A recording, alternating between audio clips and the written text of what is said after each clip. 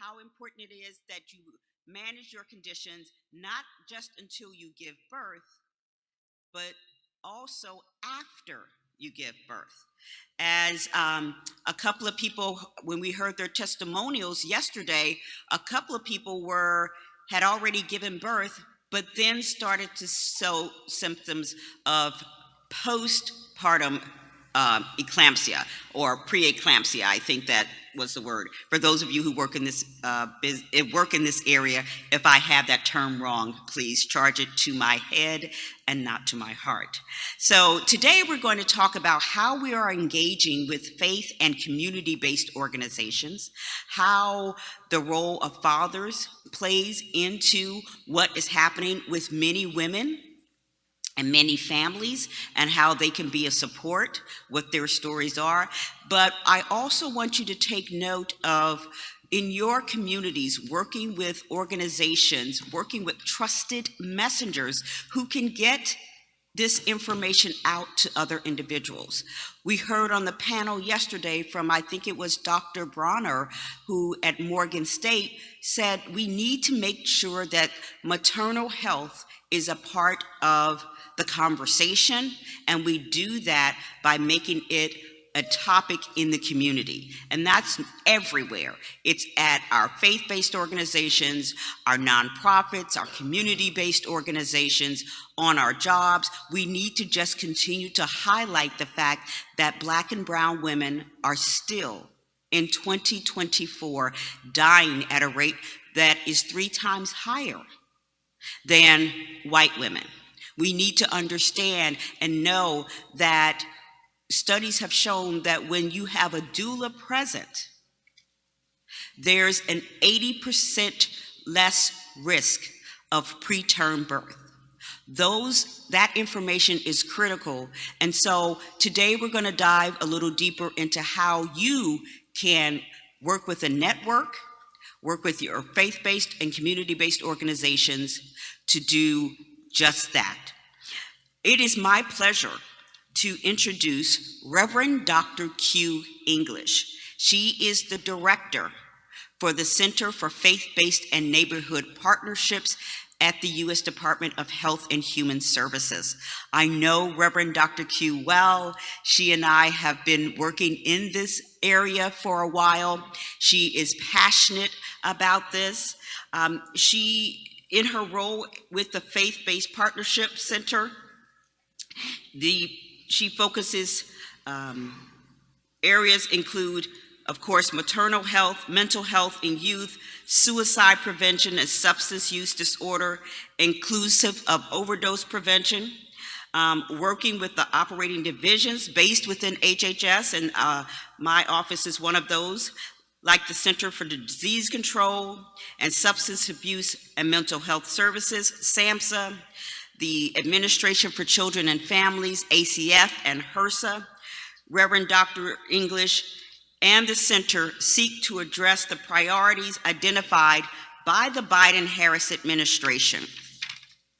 Just to tell you a little bit more about her, she hails from the state of New York, and in 2022, she was featured in City and State as one of the top 100 most influential religious leaders in the state of New York. In 2015, she was named one of 25 most influential women in the Bronx. She was awarded the Sojourner Truth Award and the Bethune-Heights Legacy Award by the National Council of Negro Women. So she is really someone who has been on the battlefield, as they say in faith organizations, for a while, and she continues to champion the work that we're doing in the area of maternal health for the Biden-Harris administration. Please join me in welcoming Reverend Dr. Q English.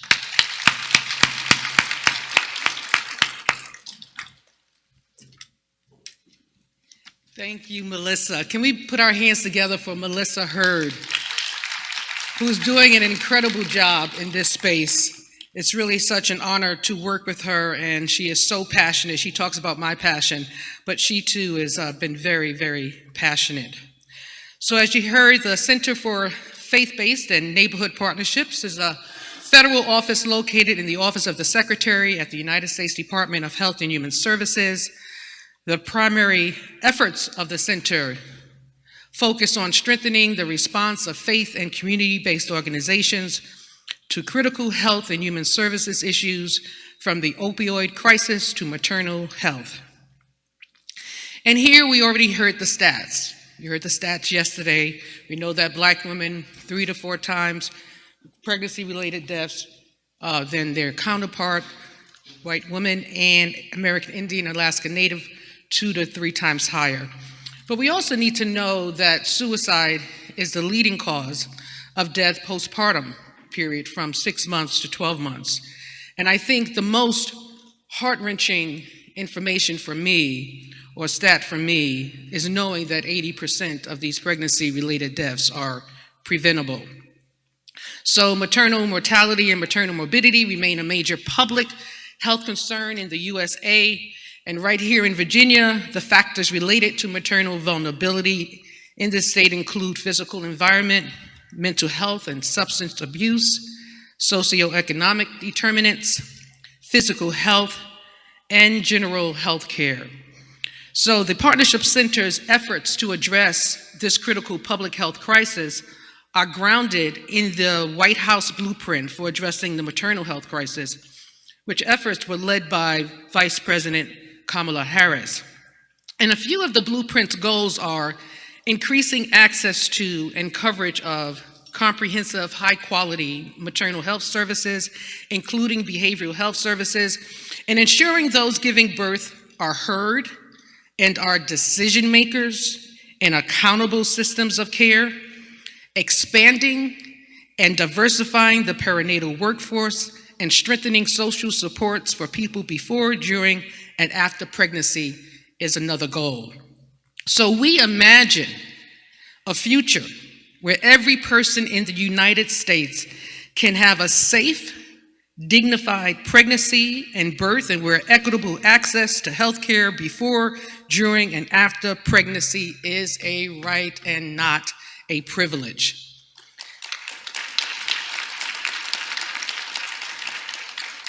And that is why our Partnership Center launched the Moms Tour, Maternal Outcomes Matter.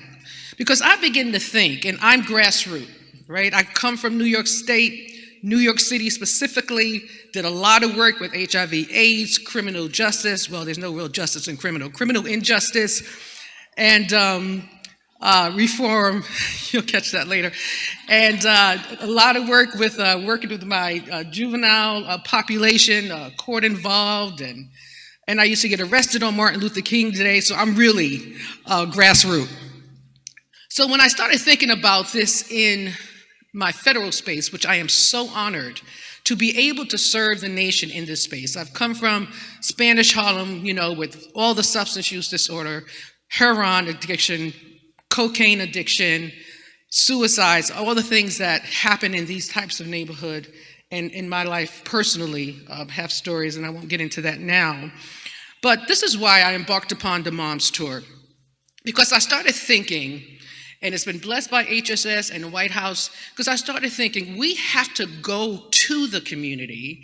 We can't just send press releases and media advisories and a couple of social media postings. We have to go to these women. We have to go and we have to connect them real time on site with services. So if we're saying that we're leading in suicide, then at that service, the services should be comprised of this village, these exhibitors should be mental health service providers. We should have them be able to connect to healthcare coverage. They should be able to connect on time, real time, on site to doulas and midwifery services. So we embarked upon the Moms Tour last year, and we were able to introduce these pregnant and postpartum women to the village many of them didn't even know existed for them. And when we were in Dallas, I'm gonna tell you this quick story. One woman stopped and she just started crying. She was with her husband. We walked up to her and she said, "I didn't even know this existed for me." And she was with her husband and she said, "I've always wanted a water birth." And we were able to connect her on site with a midwife. So last year we touched about over 5,000 women, connected over 800 to doula services, certified African American culturally competent doulas at the tune of almost 200. We also were able to connect over 1,700 to mental health services. And this journey continues this year in 2024, where we are targeting 25 cities that exhibit high maternal mortality and morbidity rates. And I'm so excited because we're going to Wilmington, Delaware on May 4th, and you're invited. We'd love for you to help us get the word out in partnership with Congresswoman Rochester so that we can, the reason why we're doing this, let me just backtrack a minute. The reason why we're doing this is because we want to see the United States become one of the safest places for women to give birth, period.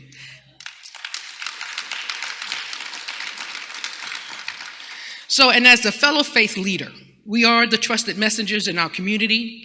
They look to us for guidance and solutions. And I believe as faith leaders, if it pains the heart of God, indeed it should pain our hearts as well. And that pain should lead to action.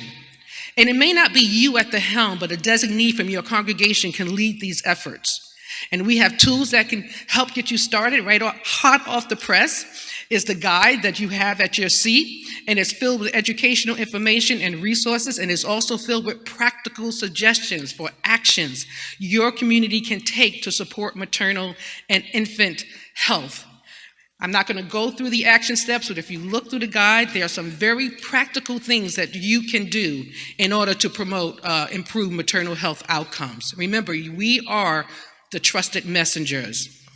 I also want you to write this number down. It's our maternal mental health hotline. It's toll-free. It's 833-943-5746. That's 833-943-5746, and it's staffed by counselors for expecting and new mothers experiencing mental health challenges. And this is in addition to our 988 suicide prevention lifeline.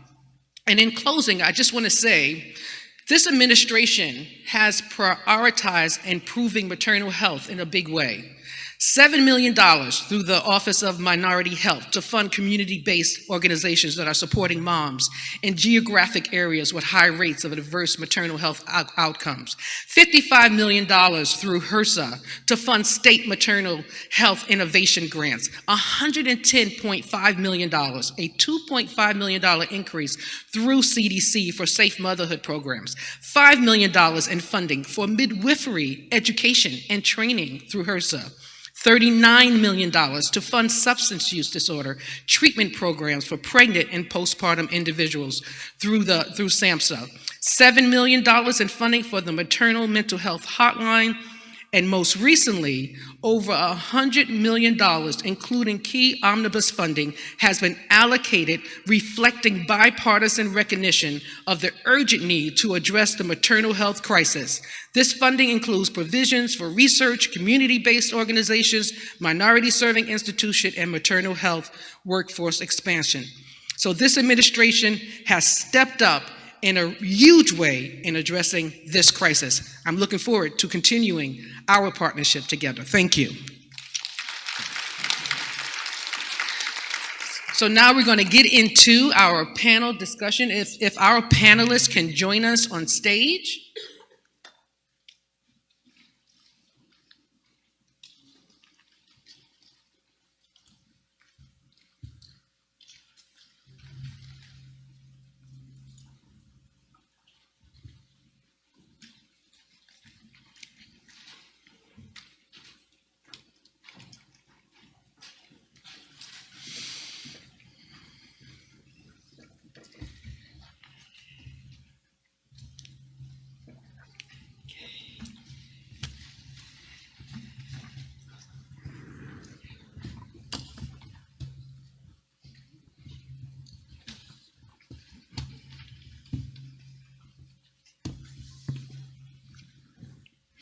Okay, so I'm excited to get into this conversation.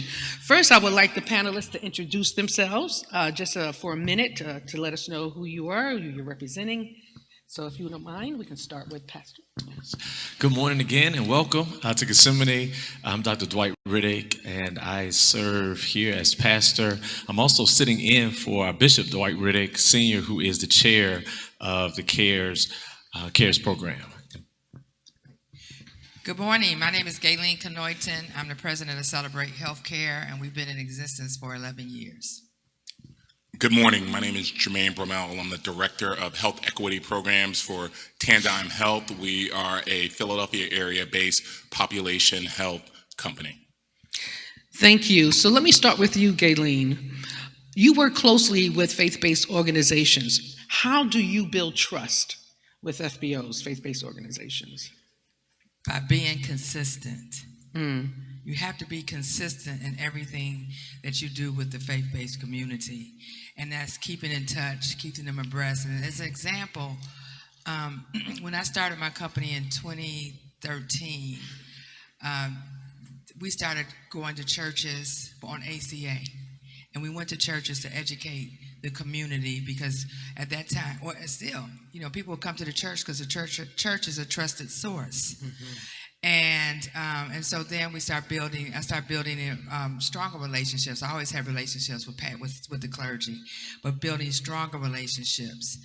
And then when COVID hit, the clergy weren't getting any information on COVID. And so I went to Bishop Riddick and Dr. Tremaine Johnson and asked if we can do a 30-minute Vax boost every Tuesday on Zoom with the clergy, and that's what we did. I have a text message chain of a lot of pastors. And I send messages either Saturday evening or early Sunday morning for them to ask them to make an announcement on anything, whether it applies to anything in healthcare, voting, and all of that. So being consistent in whatever you do and authentic is the key. Okay, so we got consistency, authenticity, and I'm going to add, as a faith leader, relationship building. Because we are not transactional, we're relational. And you approach us from a transactional standpoint, it's going to be a turnoff. So a lot of times you got to think, how can I involve? And I love her answer that you have to be authentic and you have to be consistent. And so you got to think through, how do I start building relationship versus then being transactional? I think that's the shift that we need to take. Please, go ahead, please. And you always have to be very respectful. It's a certain culture, and you have to be able to know how to handle that culture, because if you turn a pastor off, you're done. I'm just saying. Yeah, you're done. You're done. And they're sitting there smile the whole time, but when that 30-minute or whatever that time is up, they may not be a return call. Right. Jermaine, over to you. What advantages are there to FBOs when working with providers on preventive services? Sure. So let me agree with everything that you and Gayleen said around keys to working with faith and community-based leaders. The advantages that faith-based leaders have is their ability to be able to get messaging out to the community. And when they say messaging out, some people might just assume that just includes the persons that are within a direct earshot of it. But particularly in underserved communities, it's so important to not only get the message out to the individuals that are under direct influence or directly under the ear, but those individuals oftentimes become key messengers in terms of trying to move the community in a direction where they understand and they can clear up confusion around things. So one of the beliefs that I have, and I've done a lot of the same work that Gayleen has done, is just the importance of the trust, the access, and again, the relationship that the faith leader has with their constituents. And if you think about healthcare, and you think about so many of the challenges, whether it be around maternal health or diabetes or heart disease or cancer screening, one of the challenges is getting the messaging out. And part of the challenge around that, if you look at it from the provider's perspective, they're trying to get the message out, but they're waiting for people to come to them. So inherently, that's going to be reactive. If you think of it from even the insurance company's stand or the payer standpoint, again, they may have a relationship, but what are they? Maybe they're sending out an email, maybe they're sending out a text, and they're hoping that people respond to it. The advantage that the faith-based and community-based organizations had is the ability to be able to help move the culture by being able to communicate priorities. And as Gayleen said, and one of the things she does that I love, and it's certainly part of that thought process is part of a project that we're working on, and I'll speak a little bit more about in Northwest Philadelphia, where it's focused around trying to build alignment around key messaging points. So if the priority is Black maternal health, and you have one organization that's getting the word out, but then 15 other organizations in the community that don't know anything about it, then it's going to be hard to really have that message penetrate to the individuals that you need it to penetrate to. But if, again, you have multiple organizations that are working together, you have a better chance of making a difference and making sure that message gets out to the appropriate person. Thank you, Jermaine. You were really triggering so many thoughts in my head when I think about their ability to get the messaging out, and how do we move? How do providers effectively get the message to them? And I was just thinking of some of the practical ways. For example, we at the Partnership Center, we created PSAs. And we created them with trusted messengers. So the pastors who have had lived experience in suicide prevention, and with this particular PSA, now houses of worship can actually play it, post it on social media. So what are some of the other ways that pastors could, or providers could, get messages to our faith leaders? Let's talk about that just for a second. So PSAs was one thing that we did. Social media posting with the PSA, and then a lot of them have the screens during announcement time where they can play it. That has happened quite effectively. Can you think of other ways that we can encourage our audience? Sure, and allow me to go a little bit more upstream in the conversation, because from the faith-based leaders' perspective, they're dealing with a lot, and they have a lot of information that people want to get out through them to their constituents. And just like our focus here is around Black maternal health, again, if you talk to someone from the American Cancer Society, or you talk to somebody from American Diabetes Association, American Heart Association, or any organization, their focus is going to be on their thing. So as a faith leader, wait a minute, how am I going to juggle all of these different priorities and get messaging out? So one of the things that we're trying to do specifically in Philadelphia is to get further upstream. Many of you heard from Alexia yesterday. I'm fortunate to be a member of the same church that Alexia is a part of. We are focused in that section of Philadelphia, the Northwest section of Philadelphia, and working with faith-based leaders and really building primary care capacity. Mm-hmm. Because so many of the challenges that we face is because of access issues. And some of it is access directly to primary care, but some of it is also having primary care, but really not having a relationship. Mm-hmm. So part of what my organization, Tandem, is looking to do is really help build bridges so there is real access to primary care. And part of what we're looking to do is work even with the faith-based organizations and understanding that they represent an opportunity to help build out new independent primary care. So I think if you can get further upstream and help build out capacity while still working in a very collaborative way with not just with the independent providers, with the federally qualified centers and the health systems, it gives you a better opportunity to be able to make a difference and get more people engaged. Yeah, thank you so much for that. I'm going to go to Dr. Riddick now. Tell us about Greater Peninsula Cares and the work they do to improve health outcomes for the community. Absolutely. Greater Peninsula Cares Foundation, Inc., and the CARES is congregational and residential empowerment services. Really begin with congregations coming together to say, hey, we want to make sure that we're able to provide holistic health for communities. And so one of the main programs that has been run is called C3, and that's Community Care Community. And the idea there is to make sure we have medical advocates that are in congregations regularly. And there are multiple classes that are being offered. And so these classes are being offered in really a way that you all are talking, because there's so much that happens with faith-based organizations that sometimes we kind of need a liaison to be able to come in and say, hey, here's what's most important at this time. And so some of these classes could range from movement as medicine, mental wellness. We do food as medicine, chronic disease prevention. There's some cancer education.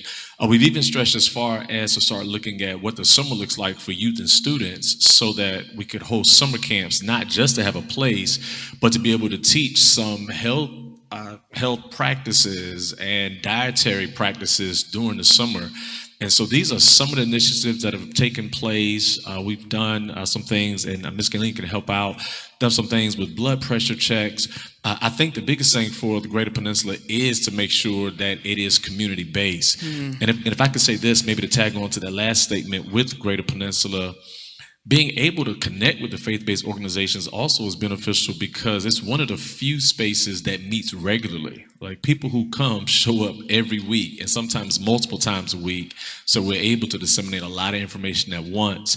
And so even as Greater Peninsula Cares Foundation, began, the goal wasn't to isolate itself from community. It was to use congregations to reach into communities, because it was a space that we know community comes into and out of regularly. So even though it's not transactional, the relationships allow faith-based organizations to really impact large groups of people with massive information. And I just want to add to it, the Bishop Riddick is the president, I'm the vice president, and we also have our secretary over here, Angela Frutrell, who is the CEO of Southeastern Virginia Health System. Raise your hand, Angela. We were all sitting around the table over a year ago, and we discussed how can we really make an impact in the community. Not just talk about it, not just have an event here and there, whatever. Have something consistent all around the year. And that's how we came up with the Peninsula Cares Foundation. And Sentara is one of our supporters of it, and we thank them for that. And we're able to make an impact. And as Dr. Riddick said, we have these classes every week in 3 churches, in 3 churches. And we just had our little graduation, is what we call it. So we're rolling into our second term now.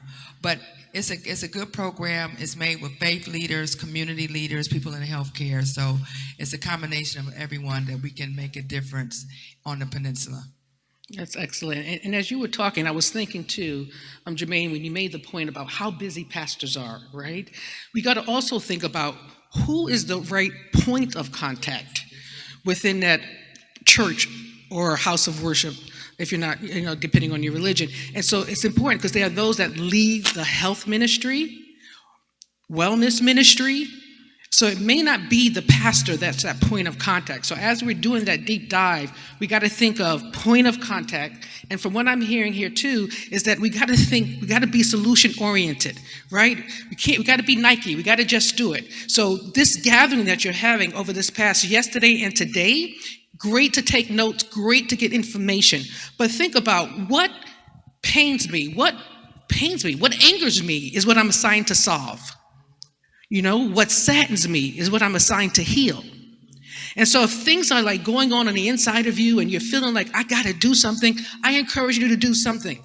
And then think about, how can I replicate some of these existing models that exist? I know you guys are ready to go ahead, please. I was going to say that is really good. And I would even say, because you all are here, there are many faith-based organizations that may have, as you mentioned, health ministries or health liaison. Right. But in lieu of that, you could become that for a congregation or for a house of worship or for a faith-based organization, because you're in the field. And so again, while churches and faith-based organizations may have this high level of trust, what we're also looking for are people who we vetted through relationship that we can trust to say, okay, here's our point of contact to get quality information in a timely manner. That's good. Jermaine. Sure. I was just going to add, one of the things that I'm proud of did with Melissa years ago is in the Philadelphia area. We recognized, to your point, pastor is the CEO of the organization. Doesn't mean that they have capacity to understand and do what needs to be done from an operational perspective. So one of the things that we did as we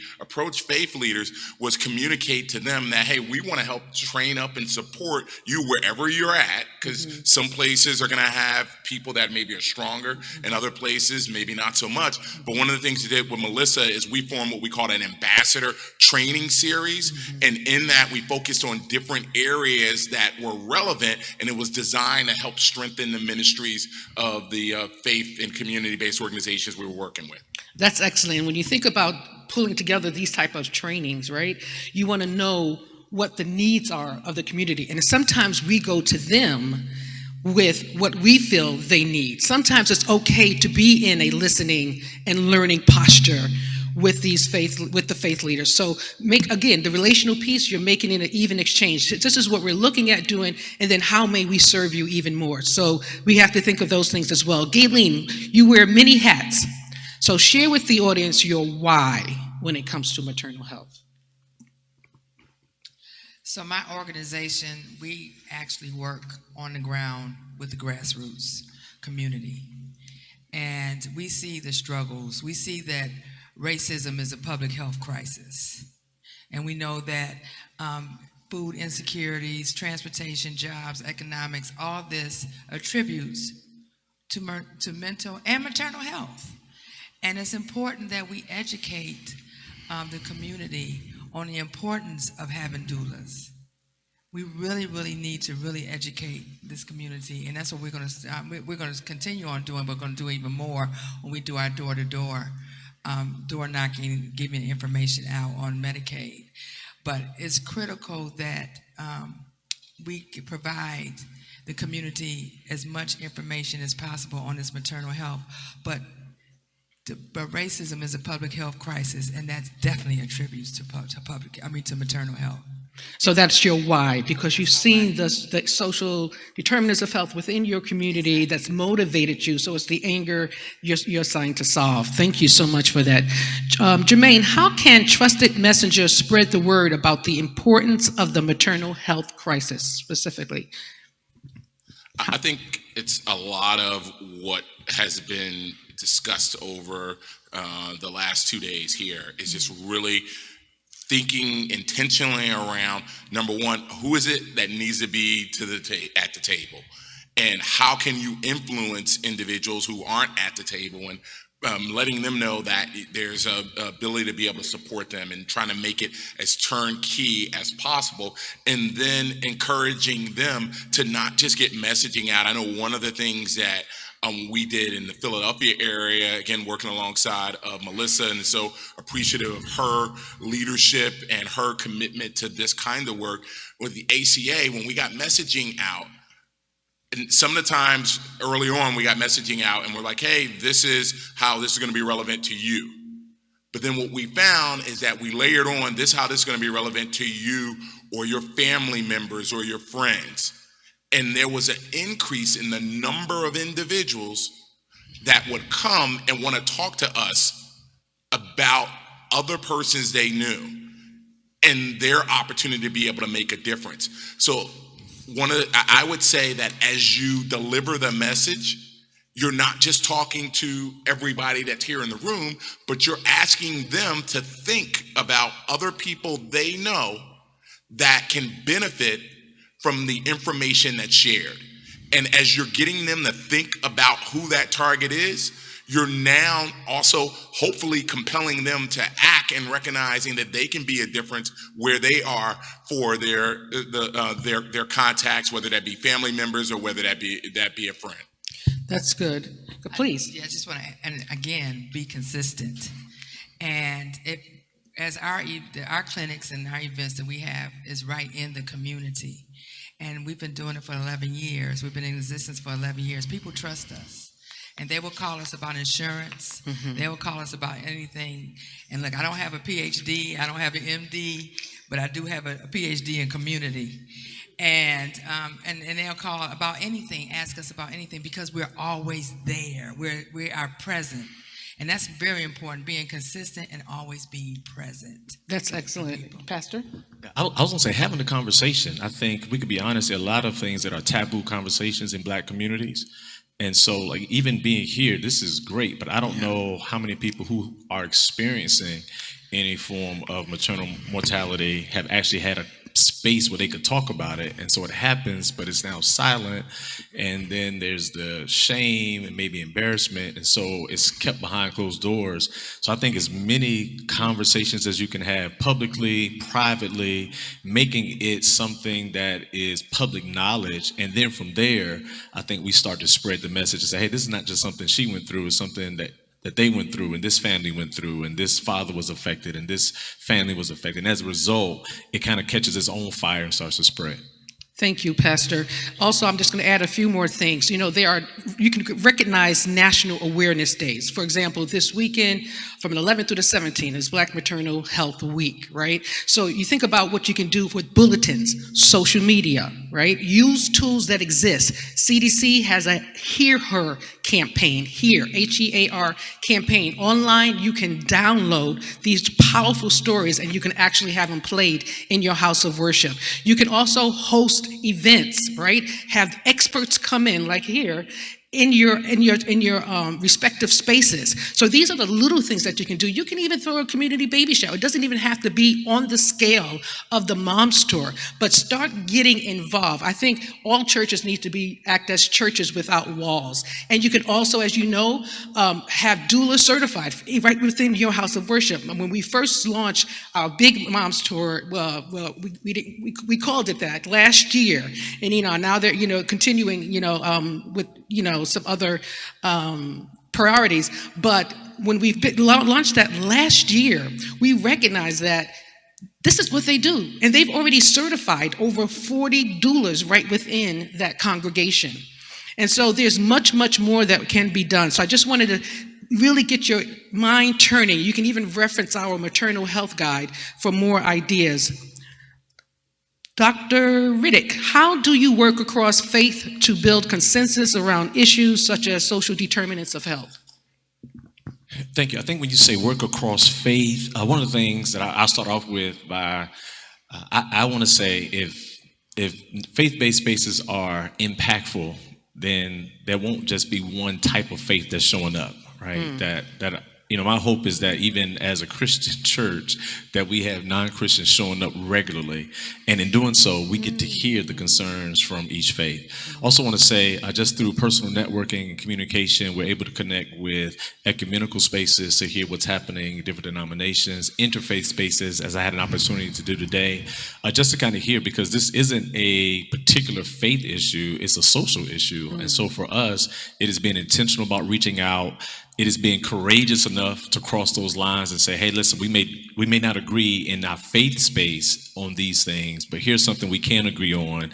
And mothers need this particular care. And there is a need for doula certification. Even with the Greater Peninsula Cares, one of the things that we really highlighted was this idea of C3, that is community cares for community, even though it may be church-led. It's not church's care, it's community to community. And so I would say for us, it is courageously stepping across lines and maybe even jumping over walls that people have built, but then also begging others to do the same, to not stay in your own boxes of comfort and only speak to those who are like you, but to be willing to kind of cross those boundaries so that we can, as a community, start to kind of, tear down some of these numbers.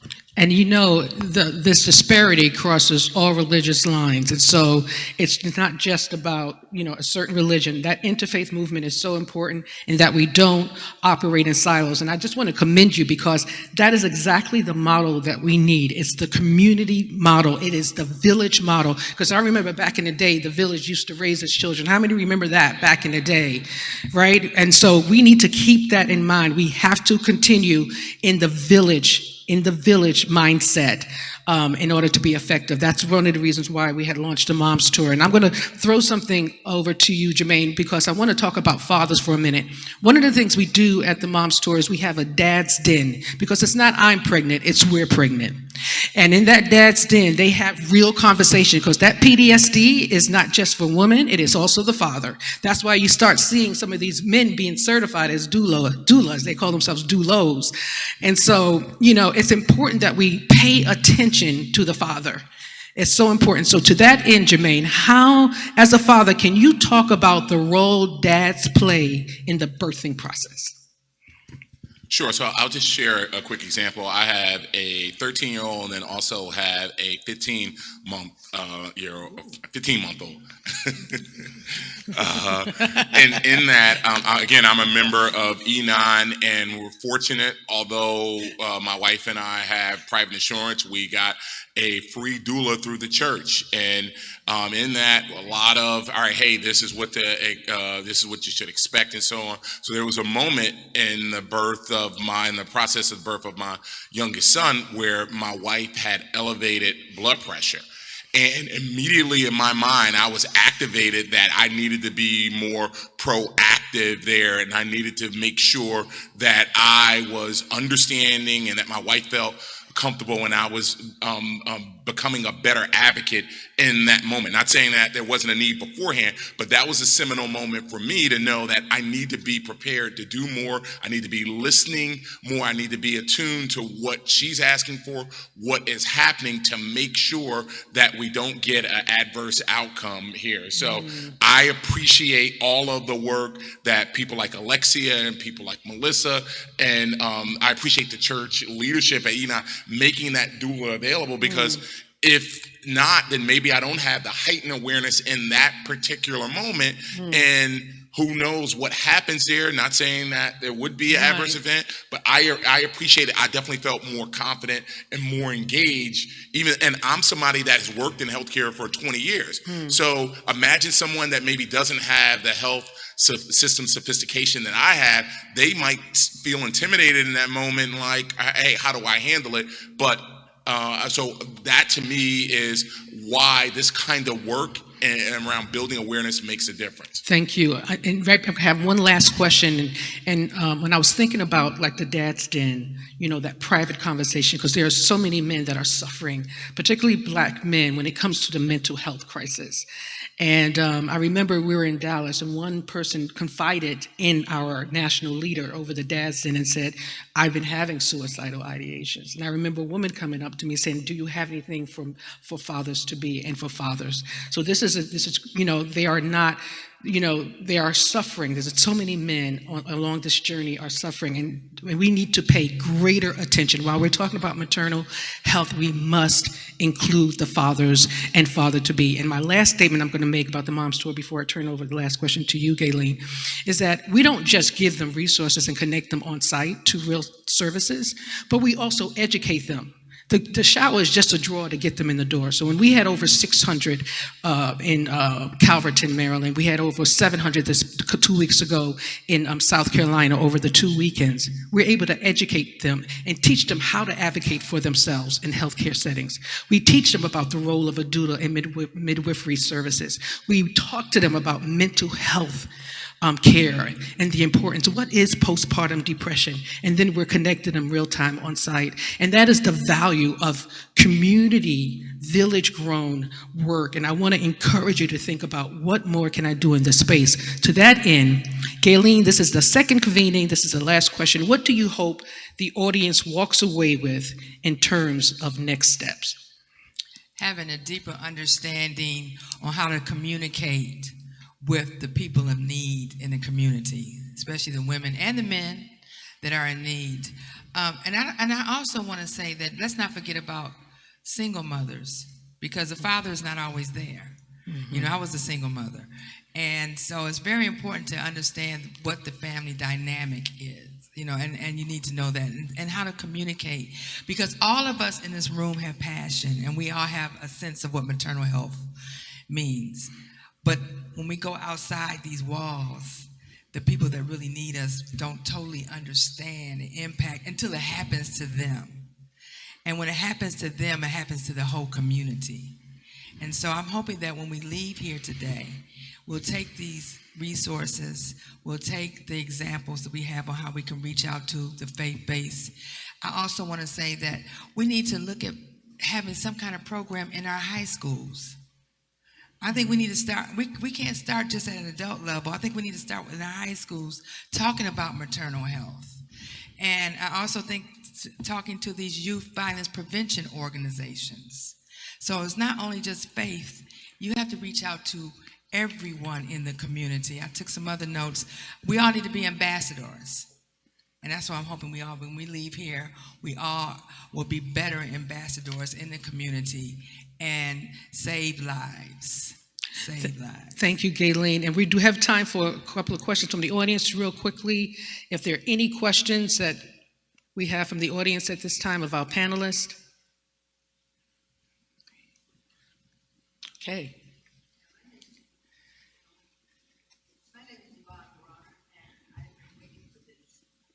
Oh. I want to start with a shout out to Alyssa. Her name has been mentioned many times. And she came to Morgan State University, and my life was changed. And I didn't get a chance to tell her. I don't know where she is now.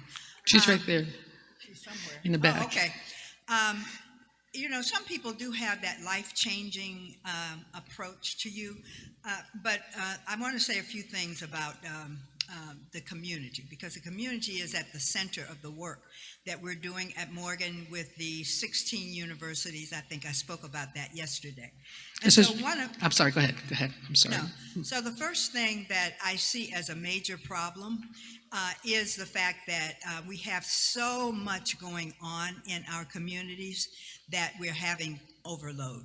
And there's a lack of a system, and this is why I want Melissa to hear this, is because we really need a system science approach to bringing this into unity. At the beginning of the presentation today, we noted the millions of dollars that are invested, and if we're not careful, those funds will go by and the impact will not be there. Mm-hmm. Now, how did we get to the moon? We did not get to the moon just because we did random activities. We got to the moon because we were focused. We were very focused. We were systematized. And so that's the first point that I'd like to make. Second point is that this problem is not about just Black women. I'm a scientist, and when I look at the total number of women that are dying, actually the total is much greater for white women than for Black women. That probably is not clear to a lot of people. And so we have to recognize that this problem is for everybody. And so, and then the male role, everybody's looking like, what did she just say? So you can see where you look at the rates, and when you look at rates, you have a dilution effect of the small population. So you can have a large number, but if your number is small and your number of people is small, the percent is large. And this is why you always hear 2 and 3 times for the Black population. And then the last point I want to make is simplicity. You mentioned that you've got the Heart Association, the Lung Association, you got all of these people coming at you. But the message actually is simple, because if you have good diet, physical activity, you have know your numbers. This is the same for all of the problems, including maternal health. So we have made this way too complicated.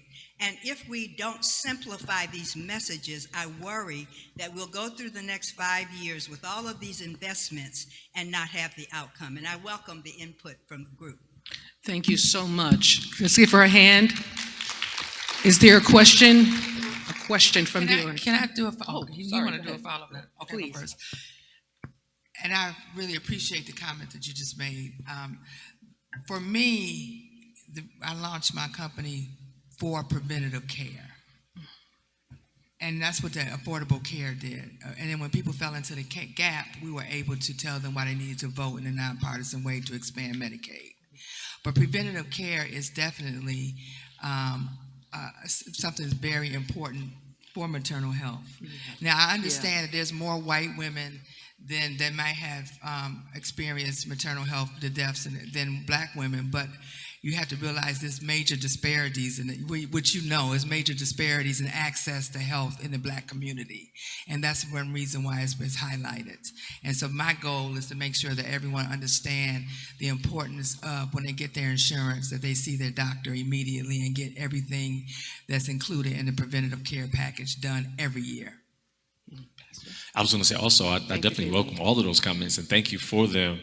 I would probably just comment on that last part where it was kind of let's simplify it. You know, it's just health and exercise. I think those things would be true, except there are disparities there as well, right? So if they're food deserts, then the diet changes. If they're maternity deserts, then how do we, get to those spaces? If they're YMCA's and health facilities on one side of town, but they're none on the other side of town, then I think those are some challenges. And so I think the goal again is to simplify it, and I would maybe go back to having that focus because on both the Greater Cares, Greater Peninsula Cares Foundation, and in churches, there's so many areas that need to be addressed. I think it is again this group saying, "Hey, this is a priority for us," and scream that loud so that we can at least focus on this. And then if we can get this right, then maybe we can move to the next thing and get it right. But definitely great comments and thank you. Thank you, Jermaine. Short comment, simplification, more resources flowing through the places where you can maximize the difference. Thank you, Jermaine. Yes, and I just want to piggyback that the administration has identified racism as a cause of maternal mortality and morbidity through the studies. So healthcare disparities are very real. Access to healthcare, when you think of rural areas, when you think of lack of transportation, the food deserts, et cetera, those are very, very real and concerned. So it's more of a parallel path, right? And so really the system, we know, and you hear it all the time, needs to be fixed, right? But it's the healthcare disparities, addressing those, but also to their point, what does prevention look like? And to the person that provided the comments, we do need to think more on the prevention stages. Any other questions before we close? Oh, hi. Hey, good Hi. morning. Good morning. So just a quick comment about that. I just want to highlight the way you guys were talking about making sure you're listening to the faith leaders, listening to the community, because there are differences depending on where you're working and what resources are there. So I just want to make that comment. The question that I have is about the Moms Tour. So that sounds like an incredible best practice. How can it be replicated in smaller doses in our communities? Oh, that is such a great question. I thought you'd never ask. So where are you physically? Where are you? So I'm with the American Heart Association here in Hampton Roads. Okay, so I think that's an excellent question. We looking at coming to Hampton, and so we can create a partnership. We're also putting together a how-to with the Moms Tour document that'll be ready by the end of June, or end of May rather, beginning of June, and so we would more than love to share that with you. But in addition to that, we'd love for you to partner AHA when we come here to Hampton. Absolutely, and I'll just say that the Eastern Shore is a huge area of concern in our state. That's the area of highest maternal mortality in Virginia, and there is a lot of lack of resources out in that area. So that's a specific area that we want to focus. Thank you so much. Thank you. Can we please put our hands together for this incredible panel? Thank you for all the work that you do, and we're looking forward to continuing our journey until the U.S. becomes one of the safest places for women to give birth. And remember, as long as there's breath, there is hope. God bless you.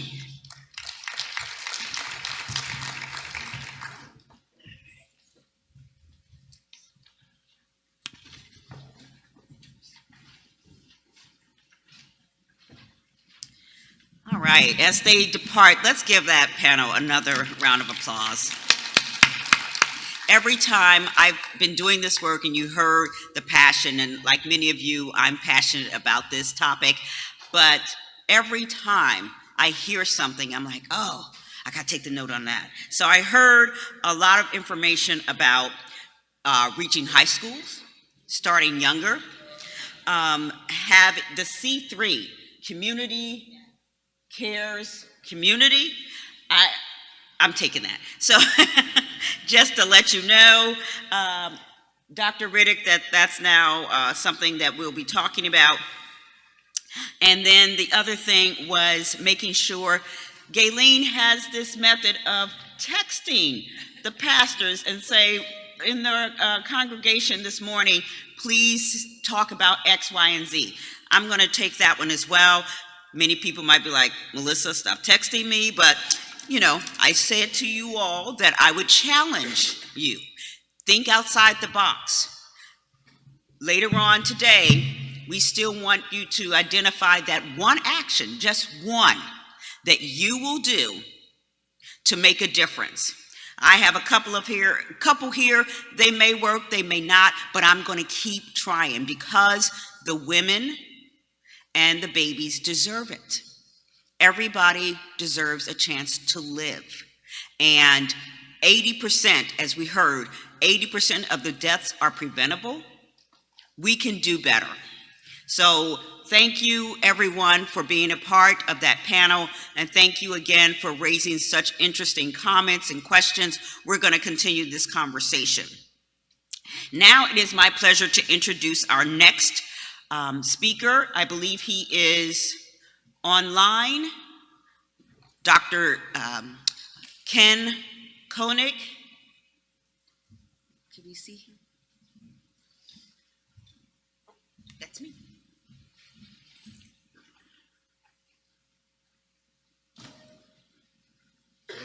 Good. Okay, so let me just tell you a little bit about him. I'm sorry, not Ken, Kevin Koenig.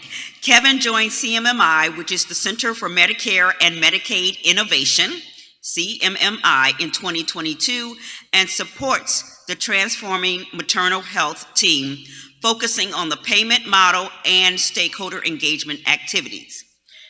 He joined CMMI from NORC at the University of Chicago, where he spent close to 9 years managing teams overseeing the delivery of value-based payment technical assistance to state Medicaid agencies under the CMMI-funded Innovation Accelerator Program, financial management reviews of Medicaid programs, and design a strategy to assist the state of Washington in developing a maternity episode of care approach. Please join me in welcoming Kevin Koenig.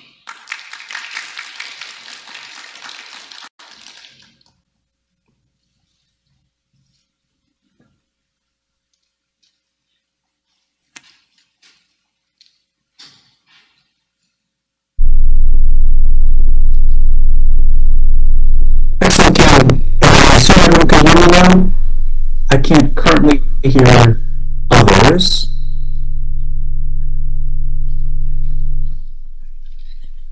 We can hear you.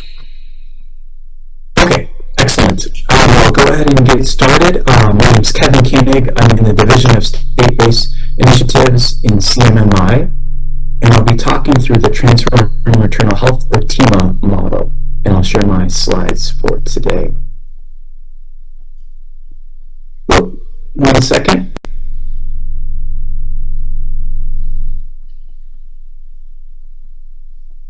Okay. Just gonna get my slide set organized. Okay, excellent. Well, I'm so happy to be joined all of you on Zoom today. I wish I could be there in person. And I'll talk through my slides. If at any point, I'll monitor chat, so if at any point there are questions or if you can't hear me, please let me know. So I'm going to start with a bird's eye view of the Transforming Maternal Health, or TMA, model. So the TMA model is this CMMI payment and delivery form approach that will support participating state Medicaid agencies in developing a whole person approach to pregnancy, childbirth, and postpartum care. As part of the model, we'll provide technical assistance, or TA, and resources to up to 15 state Medicaid agencies. The goals of the model are to improve experience of care for pregnant and postpartum mothers, reduce avoidable adverse outcomes, and increase access to midwifery and doula services, among other goals. So as part of this model, only Medicaid agencies can apply and are eligible to receive funding. Each selected a state Medicaid agency or SMA will be eligible to receive up over the 10 years of the model. States may implement the model in just a region of their state or statewide. And of course, they'll partner with managed care entities and providers and health systems and other organizations as part of the approach. States can use the 17 million in funding to cover, for example, Medicaid staff time, IT infrastructure investments, training, partnership development, and other steps to be ready to implement the model. That 10 years is broken up into a 3-year pre-implementation period. Well, they'll receive rigorous one-on-one policy and analytic TA to meet all of the element milestones, followed by 7 years of the implementation period. And I'll start to unpack that in subsequent slides here. Let me get into the model elements. I know there's a lot going on in this slide, but this is sort of an initial pass, and then I'll break up these pillars into chunks in subsequent slides. So there are 3 pillars of the model: whole person care delivery, access, infrastructure, and workforce, and quality improvement and patient safety. Within each of those pillars, there are required elements, which are the circles that are in bold, and then optional elements. Given that some states have different state contexts, goals, or population health needs, we want to be able to offer additional supports to states that, for example, have not yet but want to expand group perinatal care, or they have a large rural area that has adverse maternal health outcomes and they want to create regional partnerships in those rural areas. The required elements are cross-cutting, and they include more comprehensive risk assessments, guidance on how to do that in a rigorous manner, home monitoring of diabetes and hypertension, developing health equity plans, as well as workforce elements such as increasing access to midwives and birth centers, providing Medicaid coverage for doulas, improving data infrastructure, and working with us on a payment model. And then under the quality improvement and patient safety pillar, we'll support states as they work with perinatal quality collaboratives to implement patient safety protocols and promoting birthing friendly designation. And I'll go into these elements in more detail, but wanted to give you a first initial pass of the structure of the TIMA approach.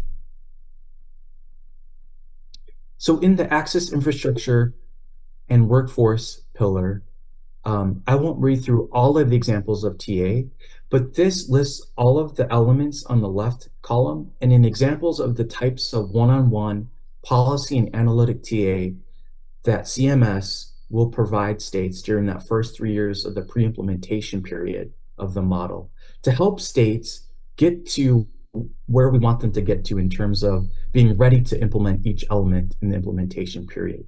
We understand that states have different starting points. Some states, for example, have already covered doulas in their Medicaid program.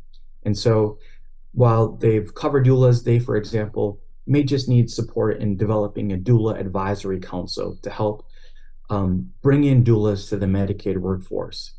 That could include such things as presentation or webinars on Medicaid billing, what it means to be a Medicaid provider, enrolling in Medicaid as a doula. But let me start at the top. This model will seek to increase access to the midwifery workforce by helping states understand their workforce capacity in midwives, identifying opportunities for recruitment and enrollment, support for analyzing current reimbursement rates for midwives. We hear from a lot of different groups that, in some states, reimbursement rates are lower than a sustainable rate for a midwife or a doula or a birth center in order to see Medicaid and CHIP beneficiaries. So we want to help states analyze what's a reimbursement rate that is sustainable for those different groups. So increase access to midwives, work on increasing access to birth centers for, as I just said, determining sustainable birth rate or reimbursement rate. covering doulas in the Medicare program, how to structure that, what's an appropriate reimbursement rate, developing a doula advisory council or helping them develop that. Improving data infrastructure, and that includes linking administrative data, Medicaid claims data, with vital records data, so that the state is able to better understand outcomes for both birthing people and their infants with that linked data set, as well as or data matching across social service and benefit programs like WIC and SNAP. Finally, on this slide is we'll work with states on developing a payment model.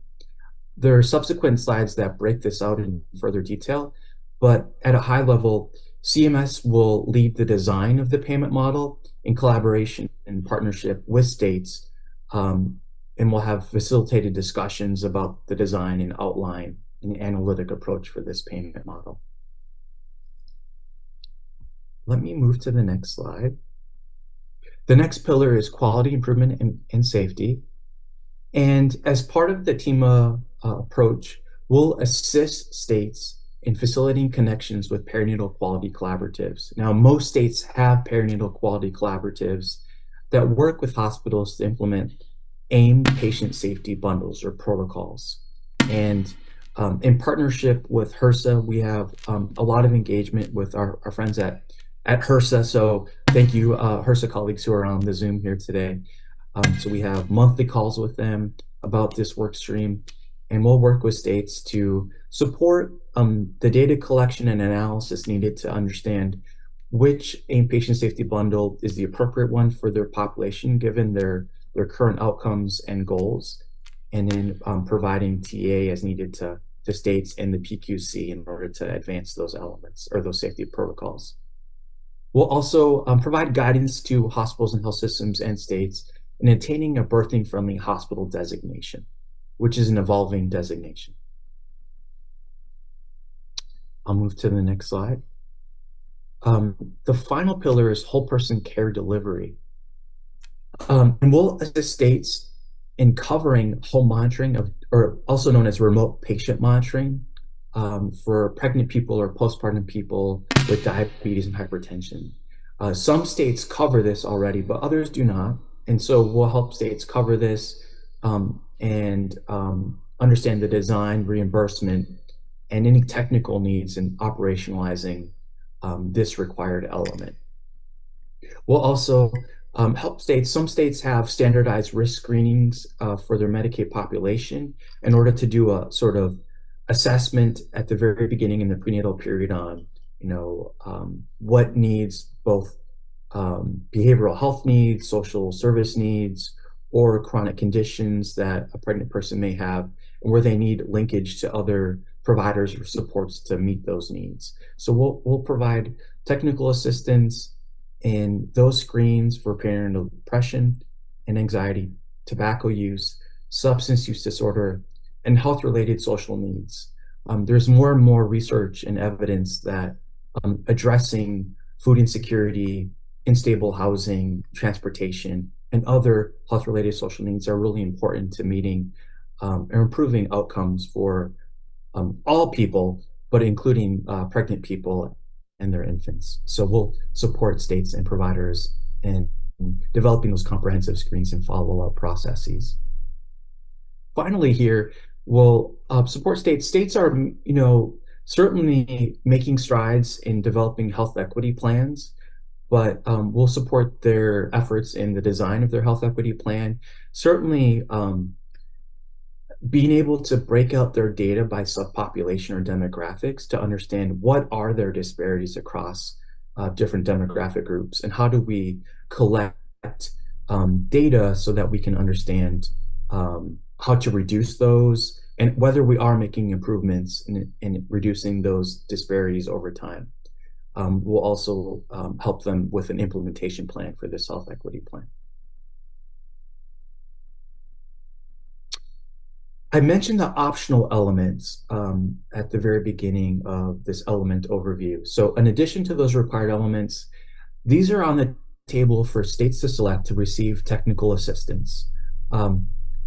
So a state may, we hear that some states are interested in covering perinatal community health workers to help connect pregnant people with social services or other providers. Some states, as I mentioned, want to expand group perinatal care or cover group perinatal care as part of their Medicaid program. So we will support states, any states that select these optional elements.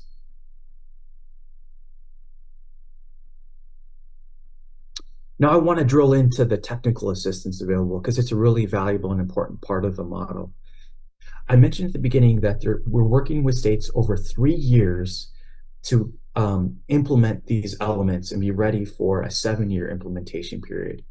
We'll provide one-on-one support for payment analyses of reimbursement rates, benchmarking, which will be related to the payment model, so we can set up performance metrics and incentives for meeting certain quality measures, process improvement coaching, and guidance to engaging community-based organizations in addressing health-related social needs.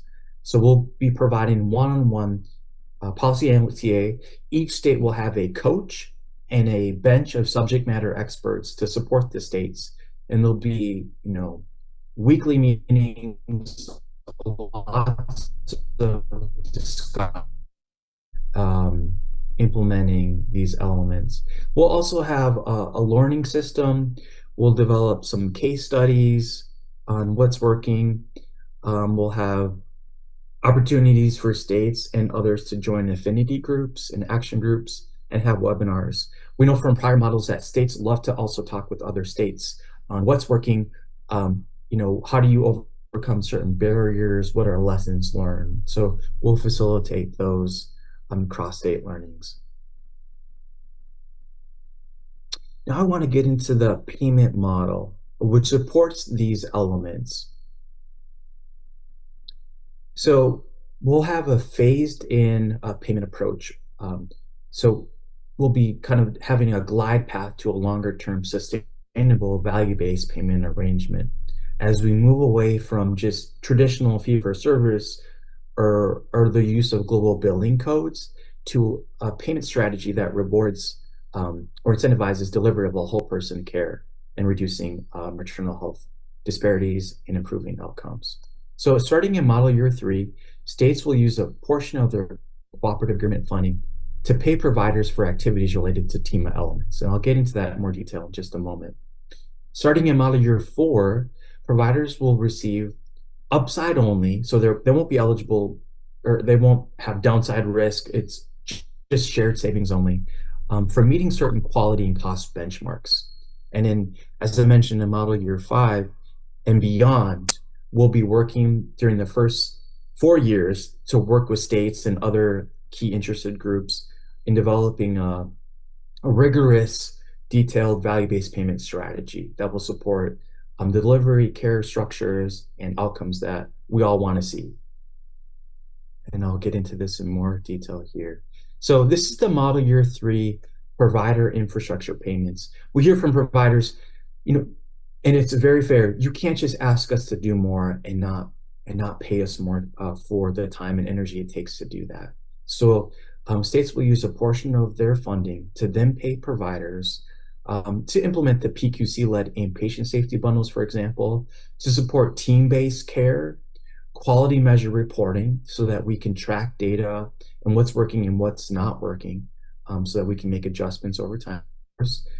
Data integration, which I mentioned, the linking of data, administrative data and vital records data, for example, and interoperability, enhanced access to care, and connections to CBOs to address HRSNs and behavioral health needs. So that will be in model year 3. In model year 4, states will be paying providers that are participating in the model based on these performance measures that are listed here. And providers will be eligible for upside only shared savings payments. 80% of that payment will be used for paying on these quality metrics, and 20% meeting a cost benchmark. And we'll be using historic data to establish these benchmarks and working with the states to do that. And in model year 5, we'll be transitioning from the current payment arrangement to a more sustainable one, and one that prioritizes a value-based payment strategy to reduce disparities and improve outcomes. So we'll be using learnings and structures from the first 2 phases of this payment approach to then structure the design and implementation of this longer-term strategy. We've assessed, kind of done a landscape review on existing maternal health VBP arrangements. We know there's ongoing research and studies that will be forthcoming. So we'll be also keeping track of that, seeing what's working and not working, and then designing a strategy in collaboration with states.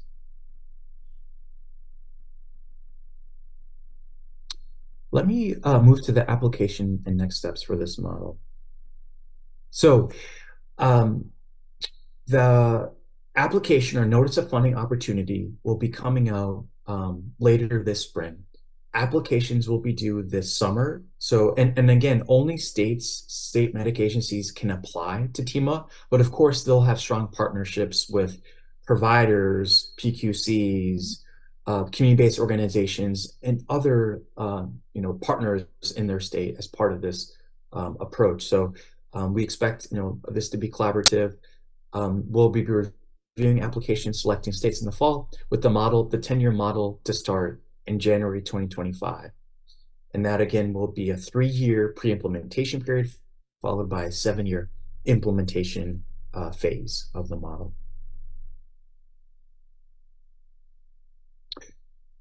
As I move to wrap up and move to the Q&A section of this presentation, I invite you to visit our website. We have several fact sheets listed here on our website with more information. We have slides and a recording from a prior webinar that goes into a little more detail. This was meant to be a little bit of an overview or bird's eye view of the model, and certainly invite folks to send us any questions they may have about the model. We have an email address, timamodel@cms.hhs.gov, which we monitor on a very regular basis. Well, thank you for your time. And now we'll move into questions. So I'll turn it over to the meeting organizers to see if there's any questions in the room. Hi, Kevin. This is Sharon Graham. I'm also with CMS. I'm the regional administrator in the Philadelphia office, and I'll facilitate the Q&A since Kevin's not able to see the people here in the room. Kevin, we have at It sounded least like there was 50 maybe a little people bit of an echo. who have heard this presentation. So I'll invite anybody who has questions at this time to come to the microphones on either corner for questions about the TIMA model. And while we're waiting on our first question, Kevin, I'll just want to kind of poll the room. After hearing about this, and maybe for the first time, how many of you in the room would be excited for the Virginia State Medicaid Agency to apply for this funding? Yeah, got a lot of hands. All right, we have a first question here, Kevin.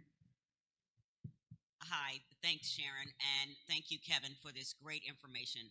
I'm really excited about hearing about this model. I just wanted to clarify, when you said that you would work with the states to develop a health equity plan, I just wanted to know how that would happen. Would that be through one of the coaches?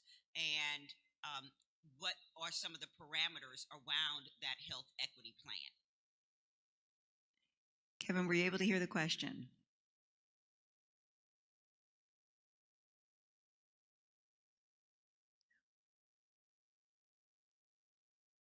Can Kevin hear us?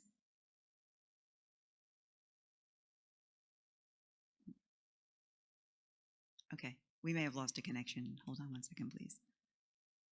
It was a great question. It was a great question. I'm going to have you reframe it too, Melissa. Although I had something about the health equity plan too.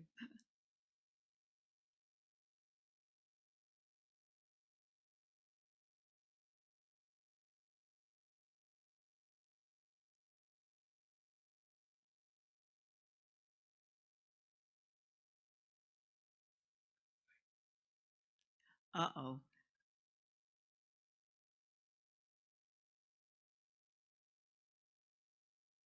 They'll have to type the questions. I will say, as a person from CMS who has watched the funding opportunities come through CMMI, which is really our center, it's Center for Medicare and Medicaid Innovation, and it's where we test a lot of different payment models. CMMI has done a great job in tightening up what its focus is around health equity, especially, and several of the models that we've been put out recently have focused on that. And I was really excited to see that this is a very tight time frame. You saw the applications are due in the spring, at any time through June, no more particular date, but that will be announcing the awardees in the fall. So that's a really quick turnaround time. And I would encourage everybody who has connections with the state, you probably all do, to reach out and see where they are in terms of interest. Because as you saw, the primary application comes through the state Medicaid agency, and there's clearly a need that we've established here over the last day and a half, and clearly a desire that we just saw here. So we can make that happen in Virginia with a strong SMA state Medicaid agency application. And that's great, Sharon. I'm so glad, because my next question really talks about that time frame. What I heard from Kevin was that they made the announcement in December of 2023. I think it was a graphic. The applications will be accepted this spring, and then they'll make the announcement in 2024. I mean, later this year. The fall. In the fall, Yeah. right? And so that starts that 3-year initial time frame. Correct, Okay. right. All right. And so during that time, they'll have the coach, they'll have this benchmark, this bench of SMEs to really build support for the states who are actually applying and have been awarded this particular Funding. Yeah, funding, right, exactly. And I think what we see here is that Virginia already has, at least as it was clearly demonstrated in this area, a really strong network of, well, of course, especially doulas, but also through the Sentara and the other health systems here. We heard about the data collection yesterday from Dr. Price, so clearly there's a strength there as well. So I feel that on some of those key areas, and I'm not a reviewer by any stretch, but we already have a really strong foundation, at least here, and I would hope throughout the rest of the state too, to be able to put that together for an application. And I believe that that second piece about working with the community-based organizations, many of the people who are here, you can be a key piece of developing that network of doulas and midwives and health systems supporting the birth process. Okay. And then my last question.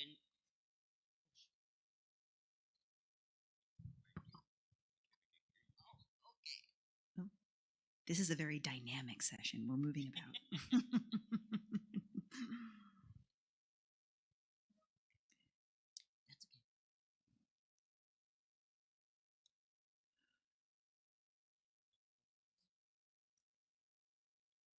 I appreciate everybody's patience while we get some answers here. And if there are other questions, please bring them to the back of the room, and that's where we're able to engage Kevin in a chat.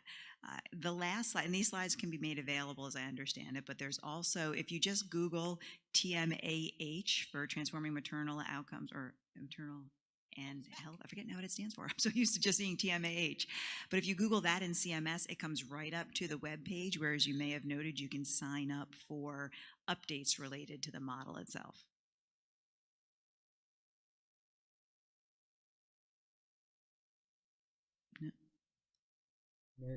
How are you developing the health equity plan? And that's a great question. So we'll have a technical assistance team, and also experts in developing health equity plans within CMS. And we'll be partnering with states, the design structure of what that looks like. Certainly features of it need to include working, we know that this is an ongoing technical assistance activity, is just working on collecting data across demographics, so that states can know their existing disparities across quality measures. So differences demographically in, let's say, rates of severe maternal morbidity and mortality, or rates of prenatal and postpartum screening, for example. So data collection, and then being able to help them with any data collection and stratification needs. So working with them on how they're currently collecting data, and if there's ways that it can be broken up or collected in a more efficient manner. Working on how they work with their managed care organizations in setting up any health equity related requirements. We know states are currently doing this with managed care organizations. Maybe structuring incentives related to reducing disparities with their managed care organizations and providers, and in an implementation strategy. Certainly as part of that, there'll be discussions with community groups and others where states want to include different voices in that conversation. But this will be tailored to each state because different states have different ongoing strategies in this space too. We don't want to step on what they're currently doing, but help the design and implementation strategy for it. So Sharon, my next question for Another question that came in is, how is this model working for birther-friendly designated hospitals? And so there is a new birthing-friendly hospital designation. A different agency within CMS runs that.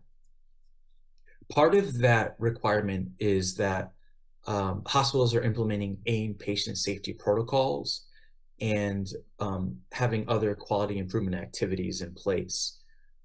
We'll certainly help states work with hospitals in pursuing that. Hospitals that aren't currently implementing AIM patient safety protocols in the test region. Again, states can elect to implement this model in a region of their state or statewide.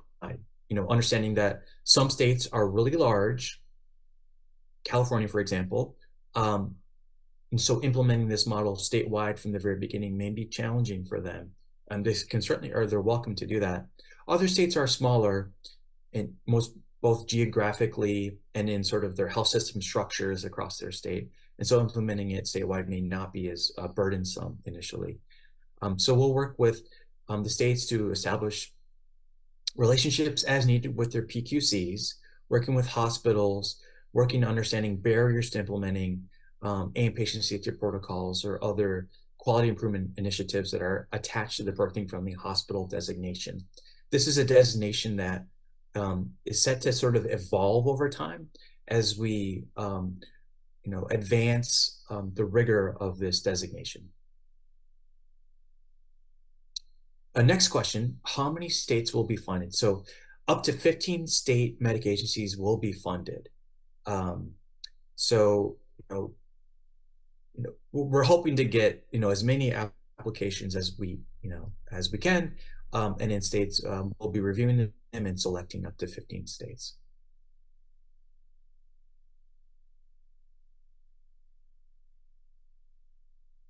And I'll just hold for a moment if there's any additional questions.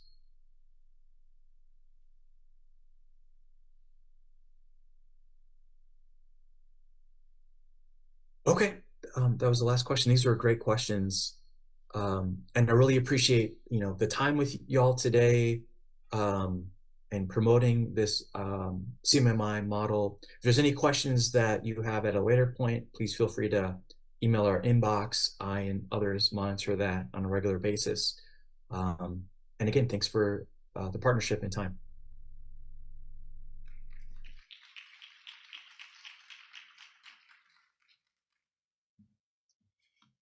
Thank you. That was very exciting, and I hope that many of the states that are represented here will look for the opportunity to apply, get those applications in. As Sharon mentioned, start to build those coalitions and make sure that you have the information that you need, and look for the announcements in the fall. And so our last speaker today is Dr. Cynthia Romero. She is a professor of family and community medicine and currently serves as the director of the M. Foscue Brock Institute for Community and Global Health of Eastern Virginia Medical School. In that role, she is working to improve the health of all people in the Hampton Roads area through collaboration, educational, clinical care, and research activities focused on addressing health disparities and, of course, advancing health equity. Please join me in welcoming Dr. Romero. And if we could pull up her slides.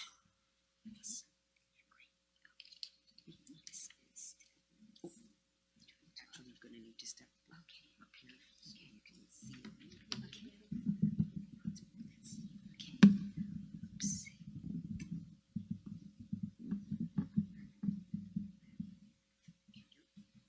And this way.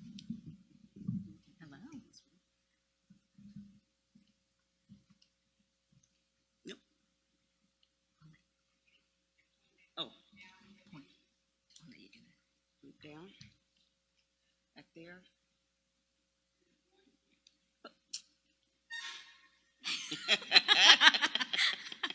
That little thing. Okay. It's on. Let me just make sure.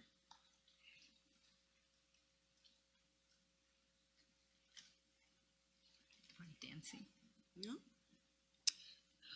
Let's see. It's okay. Well, as they are working on the technical part, it is a pleasure for me to be here. So I want to say thank you to Melissa, as well as all my friends at Sentara for having me part of this regional convening. And congratulations to all of you all for being part of such an engaging activity. You got it. Yay, there it is. Okay. Perfect. But just, I wanted to also follow up on Sharon's question. Thank you for the last presentation with Dr. Koenig. As you all may or may not know, I'm actually a former state health commissioner for Virginia. So as soon as I saw that this was a topic, the TMAH program, and that only state Medicaid agencies were allowed to apply, I reached out to our state Medicaid and asked, are you all interested? Are you aware of this program? And fortunately, Dr. Lisa Price Stevens, who many of you know, internal medicine from our region, actually used to, oh, perfect. So she's obviously the head of Virginia Medicaid, as well as Dr. Karen Shelton, who is an OBGYN that is serving as our Virginia State Health Commissioner. Both of them have this program as a priority for Virginia. And I'm much aware that this convening was happening and that there is a lot of work and partnerships right here in Eastern Virginia. So if you look at the materials that Dr. Koenig presented, there is a model that might be able to support some regional activities as well as state. So I think Virginia hopefully will be an innovative application that will catch the attention of the reviewers. So in the time that I have with you all, I know I am standing between you and a call to action. I am simply going to add to the momentum that has been built all of yesterday and this morning. And what I get to talk about is postpartum coverage. However, we can't talk about postpartum coverage. I just switched it back. There we go. The Society for Fetal Medicine, the American College of OBGYN, and other professional societies and journals have actually hung on to the mantra that pregnancy is a window for future health. And that is future health not only of the mom or the individual who is pregnant and delivering, but also for the infant. So when we consider that in the whole spectrum, the whole continuum of women's health, the postpartum period is really a defined time, but an incredible opportunity for intervention. Yet it also connects to the concepts that we heard even this morning about the idea of providing education, information, and awareness of potential conditions like chronic diseases, diabetes, hypertension, substance use, even mental illness that could actually start at an early age, but could be aggravated and stimulated during a time such as pregnancy and in the postpartum period. So when we consider that concept that pregnancy is an opportunity to see what a potential future health status could be, we also can consider that also in the postpartum period. When we define postpartum, immediately it is once the infant is delivered. However, scientific and social definitions can include anywhere from 12 hours immediately after a delivery, then now with the conversation of 12 weeks after delivery being the fourth trimester and all the different considerations there from physical to emotional to social. And now the consideration that really postpartum is now including the entire 12 months or a year after delivery, and how at every phase, from 12 hours to 12 weeks to even 12 months after delivery, that there are considerations at all levels, from physical to social to emotional, that need to be considered for how well or what is the well-being of the individuals involved, from the individual delivering the baby, and the family and social connections. So one thing we wanted to add to many of the messages, many of the takeaway messages that you've heard over the past 2 days, is that blood clots, especially what they term as VTE, venous thromboembolism, is really one of the leading causes that contribute to maternal mortality. So when we consider that 10 to 15% of all pregnancy-related deaths in the United States are related to blood clots in the veins, this is something that we should all be thinking about and being concerned about, not only for those individuals who are in the postpartum period, but then certainly those who may even consider getting pregnant.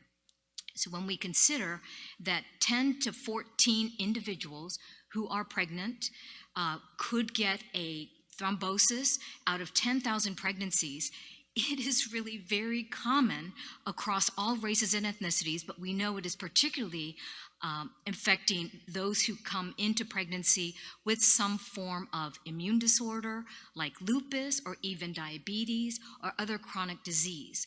So when we consider that this is an issue, we should be having the mantra of raising the awareness that blood clots, especially in that third trimester of pregnancy, within 2 weeks after delivery, and then certainly up to 12 weeks, this is something to pay attention to. So if an individual who is pregnant or an individual who has delivered an infant has any kind of pain in one of their legs or swelling that is just not feeling right, these are symptoms that really need to be paid attention to, because they could lead to blood clots. And ultimately, blood clots could be a source of infection. They could be a source of not only discomfort, but also a source of mortality, because they could actually, if they're untreated, the clots can get bigger, they can block off circulation and block off the ability for the body to spread and get oxygen to the rest of the organs, especially the brain. So when we consider postpartum coverage, again, all insurances will cover various aspects as a standard, but when we consider that the visit to the OBGYN, whether it was the individual OBGYN who was participating in the birthing process or the individual who followed them throughout the prenatal period, having the visit after delivery within the 3 to 12 weeks after delivery is critical. And certainly if there is an illness or any kind of abnormality during the delivery process, the sooner they see the OBGYN, the better. And that is definitely covered with the postpartum coverage.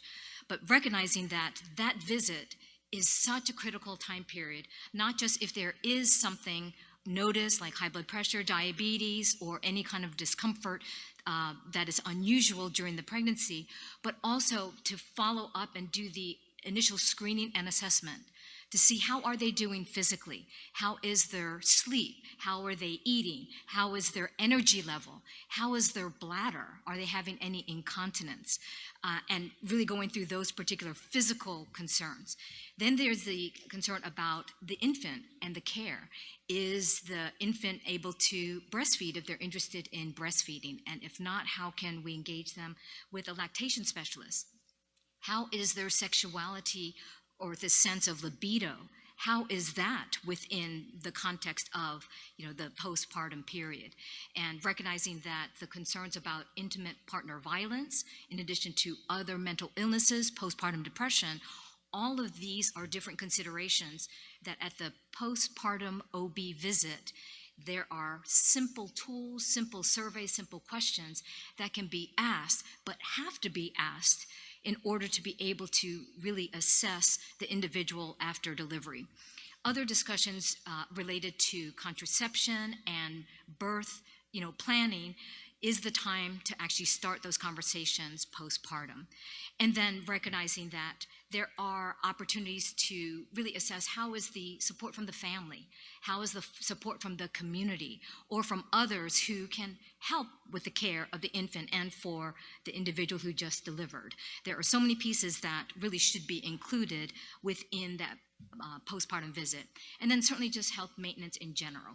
So if there's immunizations that need to be done, if there are other issues related to any illnesses that they had before pregnancy, then those can be addressed at that time.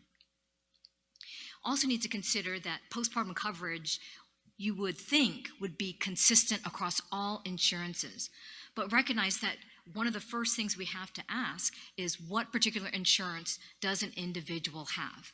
And we know that there are a couple of bigger buckets, like the government-sponsored, so Medicaid, Medicare, and then certainly TRICARE for veterans, and then there are commercial payers. Well, depending on which particular insurance an individual or family has, may have different nuances related to the different benefits. So for example, any insurance that is going to cover postpartum benefits is likely going to include transportation, right? But the transportation could be with a contracted service that is traditionally carrying the title of Medicaid cab services, or they may have vouchers for Uber or Lyft for those type of services, or they may be giving bus passes. So again, having individuals be able to connect with people like Gayleen and her staff, with the enrollment specialists, or even calling the insurance themselves to better understand what their benefits are. And so again, the whole suite of potential benefits should be actually benefits for all. And it shouldn't be a matter of if these services are covered. It's a matter of what the services are needed for that particular individual. But when we look at the suite of the opportunities for postpartum coverage, clearly the visit at the hospital, any care that could be provided thereafter, doula services during the prenatal as well as the postpartum period, and then definitely the follow-up with the OBGYN is covered. Then if there are any conditions like the diabetes or the hypertension during pregnancy or any substance use disorder, the additional services to help address those particular conditions should be covered as well.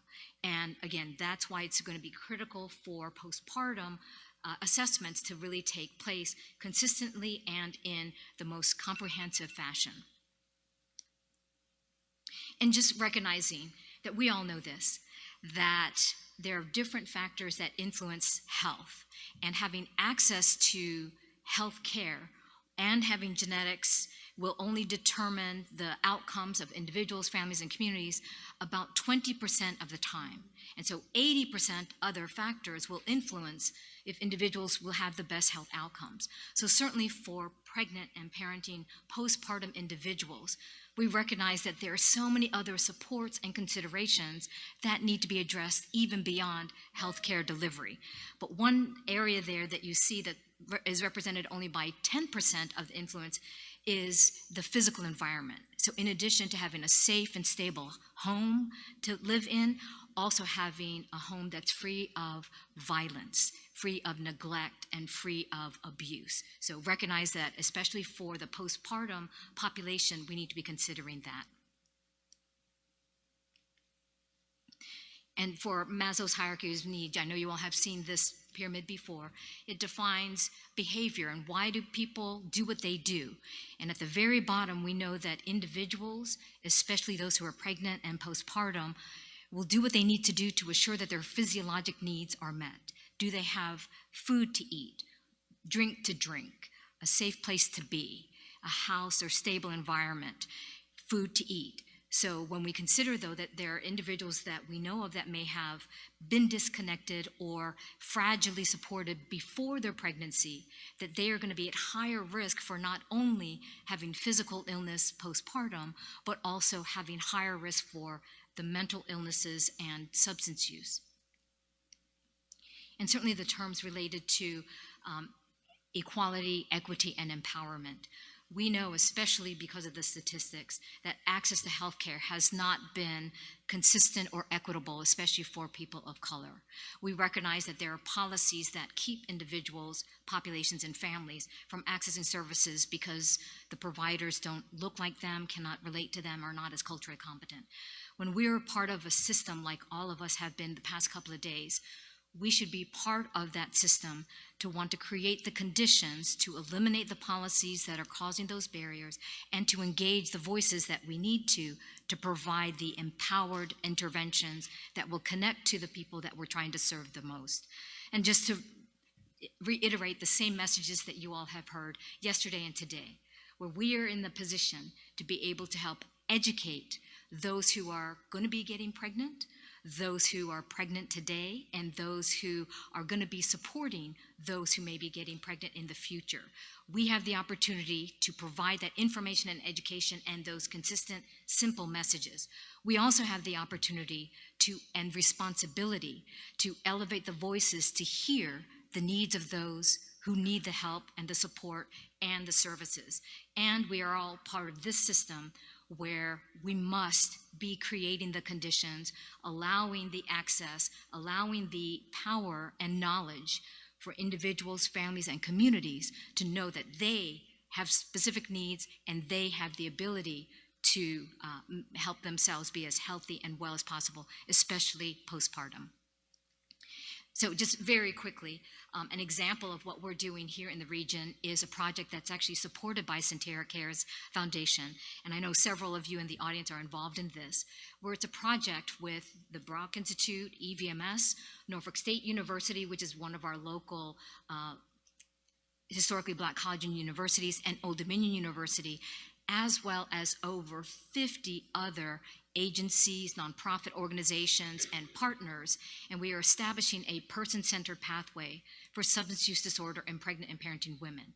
And when we recognize that the stigma around substance use disorder and addiction is so severe that these individuals are falling through the cracks today, with the help of the Sentara Cares focus and the partnerships and collaboration, we're helping to dispel that stigma. We're raising the awareness that addiction and substance use is a chronic disease, just like high blood pressure and diabetes is. And so we should be having the approaches that will help individuals recognize, get them identified, get them connected to services, and have the best maternal and infant outcomes. So I will simply say, thank you so much for allowing me to be part of this conversation. And again, just all the best to all of you as we continue to strive together for health equity here in our region, here in our Commonwealth, but particularly in the maternal and child space. So thank you so much.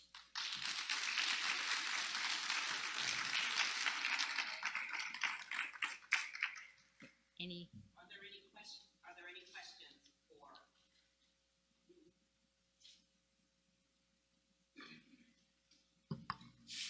Any questions for Dr. Romero? Yes. Dr. Brown.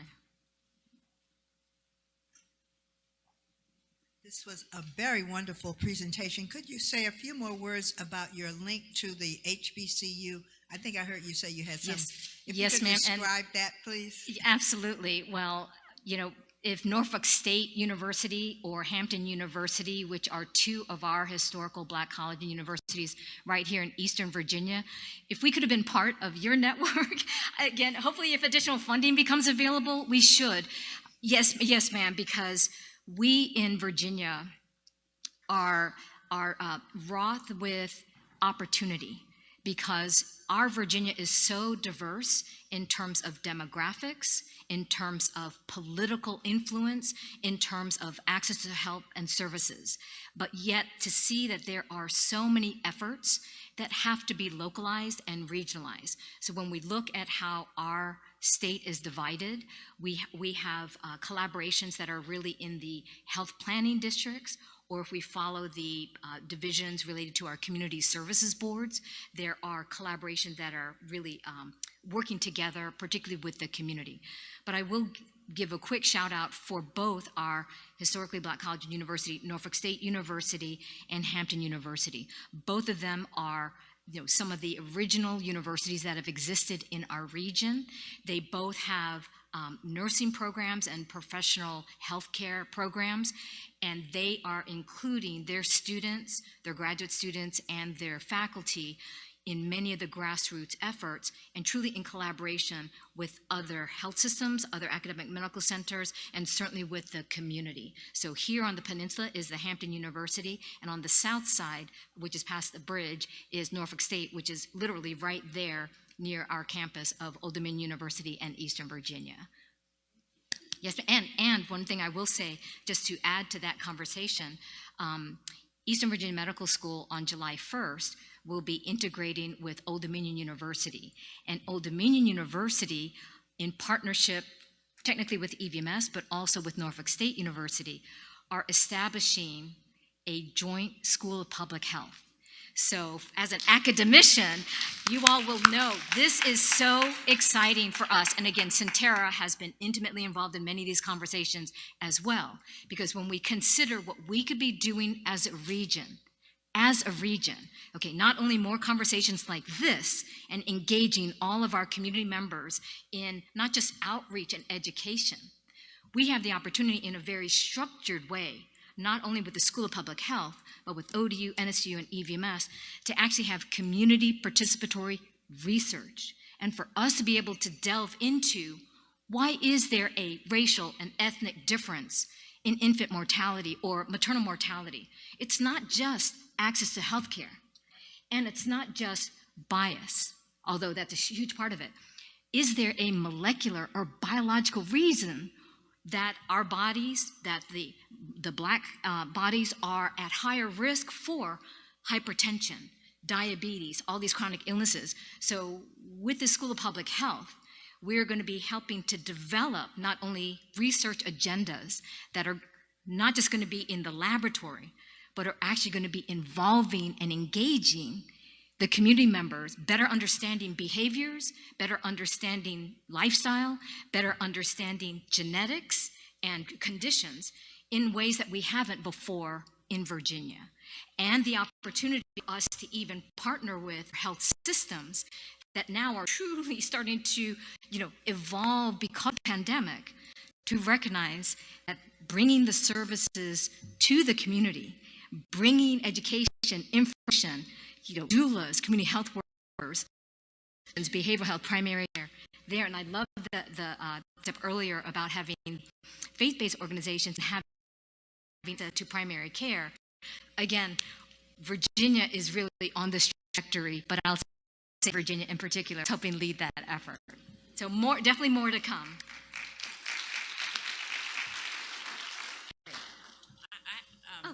I have a question too.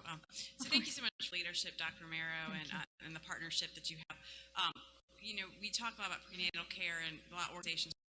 So from the medical professional perspective, you have your follow-up visit for postpartum, then you find out the individual has a lot of needs, right, as you addressed. How do we make sure that we have follow-up to those needs and that we're making sure we're either referring to the right resources, and how do we better collaborate on that? Because I think it's a piecemeal depending on who you go to as a physician or a follow-up care provider. So is there a way in your mind we can all work together to figure out what is the best for the individual? Because I feel it's a little disconnected. It is very disconnected. And how many of you have had to access healthcare within the past 6 months? How smooth is it to get through? It's not. So it is very much fragmented. So the question of how do we, not just healthcare professionals, but also the healthcare system, hospitals, rehab centers, physician offices, and any place where individuals may go for healthcare, even pharmacies, right? How do we start to put together and actually assure follow-up? I will say one thing, to assure that electronic health records are working as expertly as they can be, right? The spirit from 10 years ago was good to be able to have some consistent platform so information can be shared. And we are just now, thanks to the pandemic, able to say that our data is starting to transfer more seamlessly. So to be able to access to information, translate and send all the different levels of services, first and foremost, so that individuals are not having to repeat their information all the time. But connecting follow-up. So I will say what we are doing particularly at which again, educating the next generation of healthcare professionals, also ODU and NSU, is teaching our students from day one that they are engaged in communities that have high need. So we have some that English is not their first language. We have those who are facing mental illness. We have those that are physically limited. We have those that are partnering with seniors that are facing dementia. Students are getting exposed to communities in need and helping with quality improvement and access to care issues, and they actually are engaged with that population for the 4 years that they are at EVS. So they are really to learn this population. But then secondly, we're also aligning them with as many other healthcare professionals as possible. So when there are nurses or nurse students, when there are dental hygiene students, physical therapy students, any other health profession students that we can bring together and have them start to learn about each other, that's one way that we're helping foster interprofessionalism and better understanding the needs. And then in addition to that, in the layers that we're involved in with our substance use project is that now we're getting our students and our faculty and our other partners to recognize that there are so many nonprofits that are out there doing great work. The community services boards, the Department of Health, the social services, human services, there are great resources that are out there, but again, we're all in cylinders of excellence. So with our effort, we're trying to help raise the awareness that all of these issues or all of these resources are available. And for us to be able to help educate not only our students and residents, the physicians in training, but now our bigger practices to say, don't continue or perpetuate the stigma of substance use disorder, but rather know that we have experts that can help you if you simply ask the question and help follow up. So I think the idea of continuing to help educate healthcare professionals, especially about postpartum risk issues, that these are individuals that need the help, that need the care, that need particularly the primary prevention so that they can have better health outcomes. So as we are changing the perception that pregnancy is just another phase of care, it really is part of the continuum of health and health care. And for our healthcare professionals to recognize the critical importance of primary care, of having that hub of activities and communication coordination, and to be better equipped with what is in the community that can help support our individuals, our patients, our families. And that just takes some dedicated staff. But I'll tell you, as I've served in my role at EVMS now for 10 years, and recognizing that, again, physicians are trained to be experts in medicine. As I've had the opportunity to look at health policy and look at community and population health, that is still something that is foreign to many healthcare professionals. So we are, again, introducing our medical students and residents now to the concept that they are critical to improve the health of individuals, families, and communities, but you cannot do it alone. You need to do it in partnership with the others that are part of the system and part of the society. So, mine is more of an observation because of learning about this incredible partnership that you mentioned, and thinking about Senator Locke's comments yesterday. And I love that she and always has hope. This bill is still alive, and Virginia has, with Senator Locke, crafted a bill that gives space for accountability and making sure that it's not a check-the-box training. So what if this partnership, right, the HBCUs in this area helps make sure that they could be a part of that accountability piece. So I guess as part of a observation, what could be possible and call to action.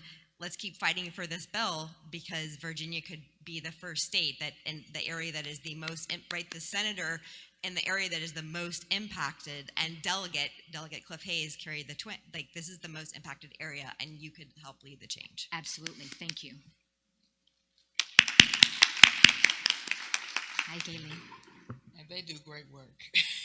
So my other hat is legislation as the political action chair for NAACP for the state in my political role too. Absolutely.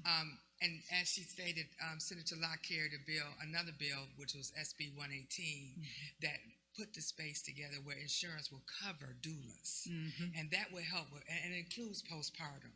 Also, the Virginia, in Virginia, the Veterans Administration has expanded their health care to women for postpartum too. Yes, in Virginia. So Virginia does lead the way in some things. Yes. Thank you. Exactly. Thank you.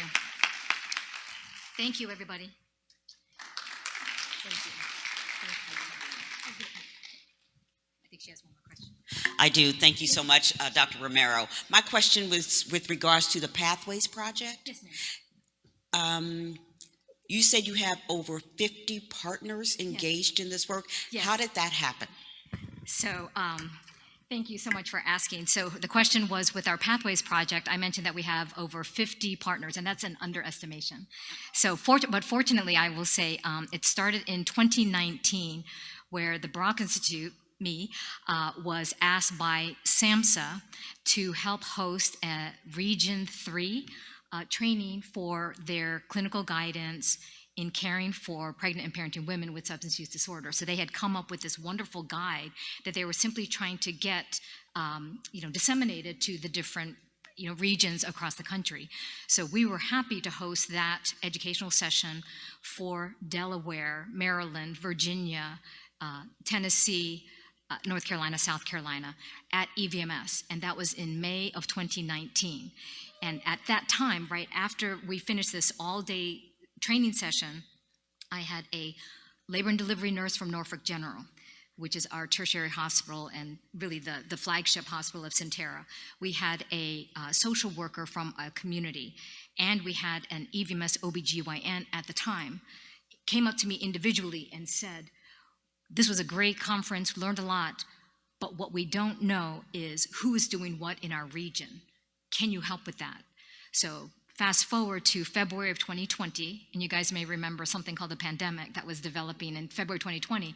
But what I did was I still convened in person the individuals that came up to me looking for more information, as well as I knew that the Community Services Board in Hampton, Newport News, very close to here, actually already had a 16-bed substance use disorder unit residential treatment for this population.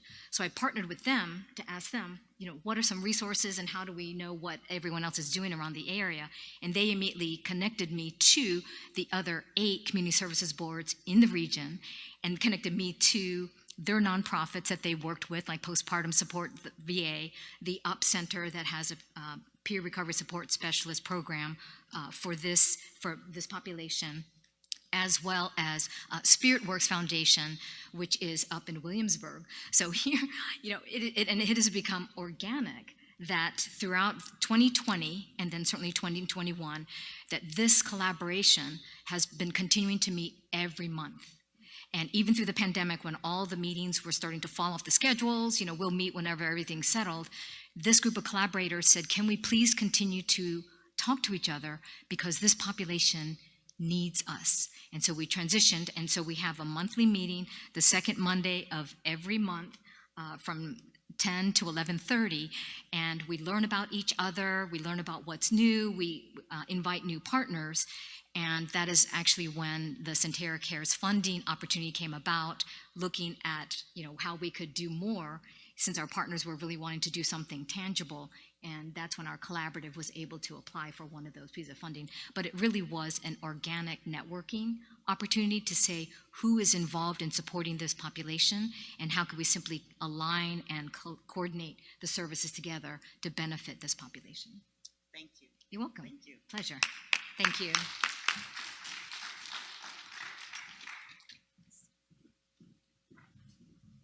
Okay, so thank you again, Dr. Romero, and thank you to everyone for being here.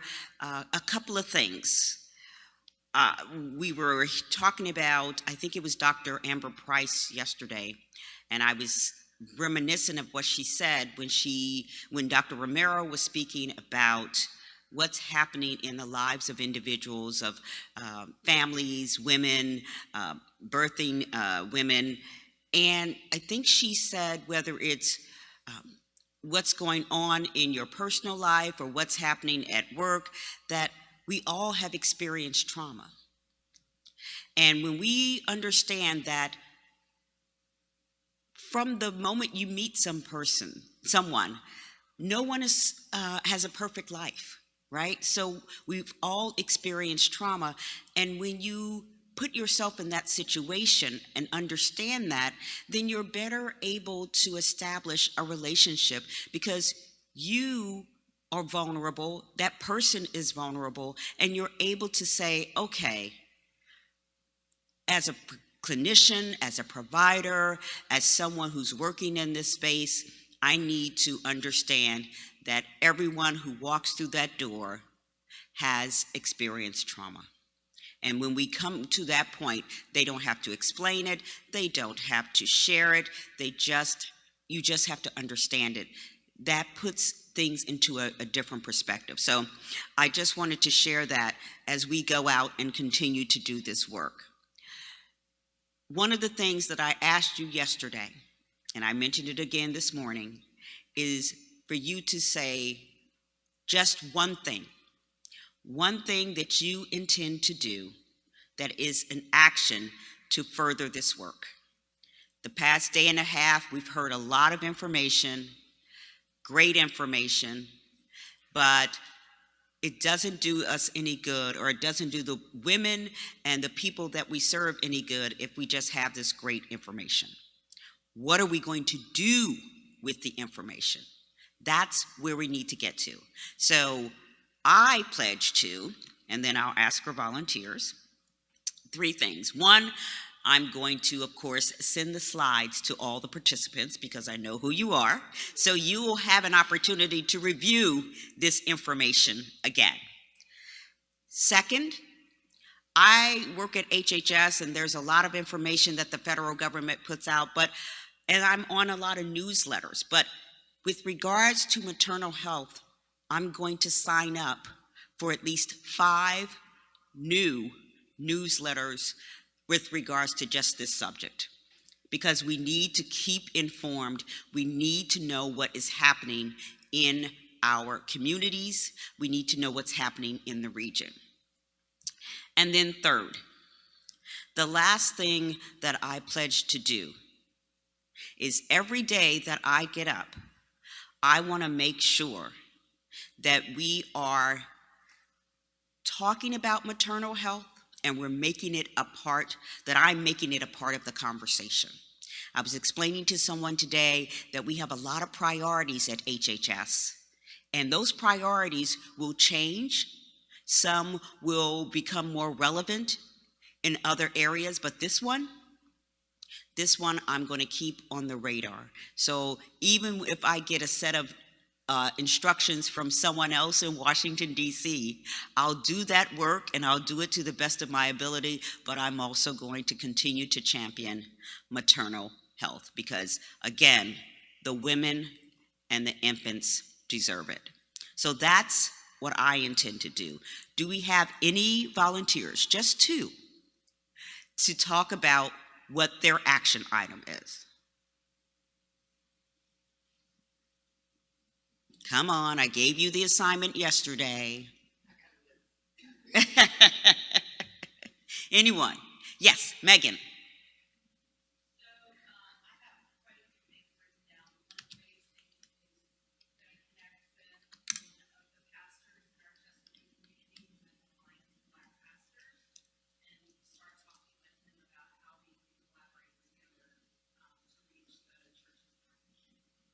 Great.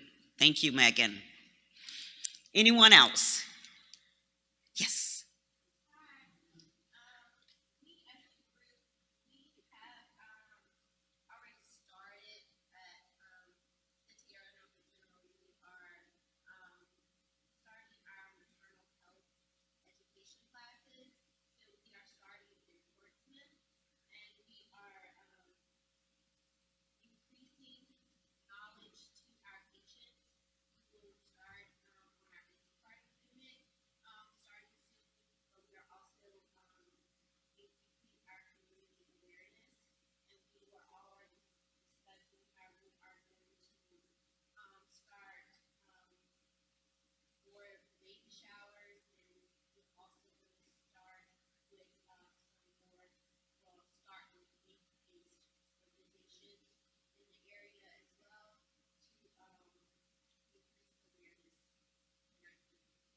Great. Thank you. Thank you so much.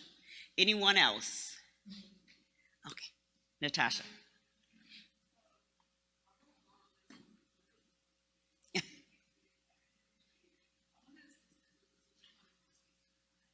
I'm sorry. Hold on.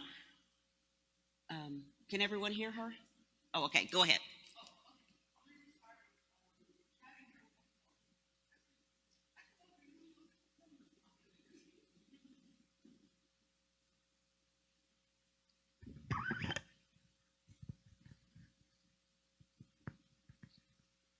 Hello, I'm Natasha, and I am a doula trainer and facilitator. So one of the things I have on my list, with some of the things I have on my list, is helping doulas become state certified in the many states that we have, and especially in the state of Richmond. And I mean, the state of Virginia. I'm a doula in Richmond, so I want to really assist with that, as well as having the doulas have subspecialties. And what I mean by that is if we all specialize in something different, we can collectively come together and be more knowledgeable about that. So for instance, we even collaboratively came together, like she will be studying teen pregnancy, she will be studying preconception and autoimmune, and I'm already just as involved doula as well, and I'm going to be studying more about substance abuse. So that was one of the things. It's just us finding the education, the resources for that, as well creating a resource list for our clients, like collectively coming to conferences like this and having those resources already listed for them. So for instance, we'll have the phone number, we'll have the flyer, and all of the doulas will be on the same page to be able to provide those resources, as well as us signing up for different newsletters, because sometimes when we check our emails, it can be very overwhelming. So I created a file folder and I just put there, I make sure I highlight those ones that come in and I at least take a look at it at least once a week to see what's happening in the area that we can do. And yeah, that was it.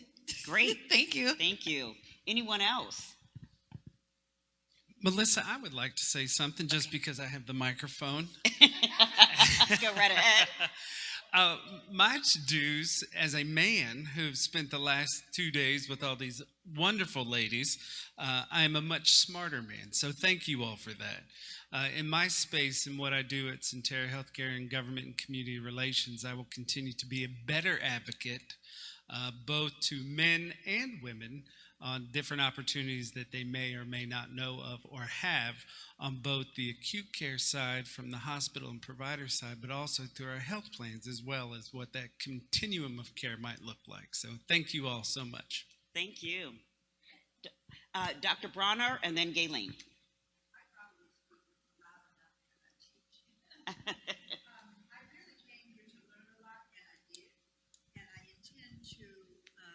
Thank you. I intend to impart all of this to the projects. So I hope that in the years to come, when you all look across the U.S., you'll see your words, the kind of things that you have been saying being implemented in our projects. Thank you. Thank you. I'm going to include doulas as part of my preventative care. Preventative care package. When I talk about going to the doctor and having, your annual physical, I'm going to include doulas to be included in that as well. That's so important. And also continue on advocating for legislation to make sure that we move this needle. Great. Anyone else? Oh, yes.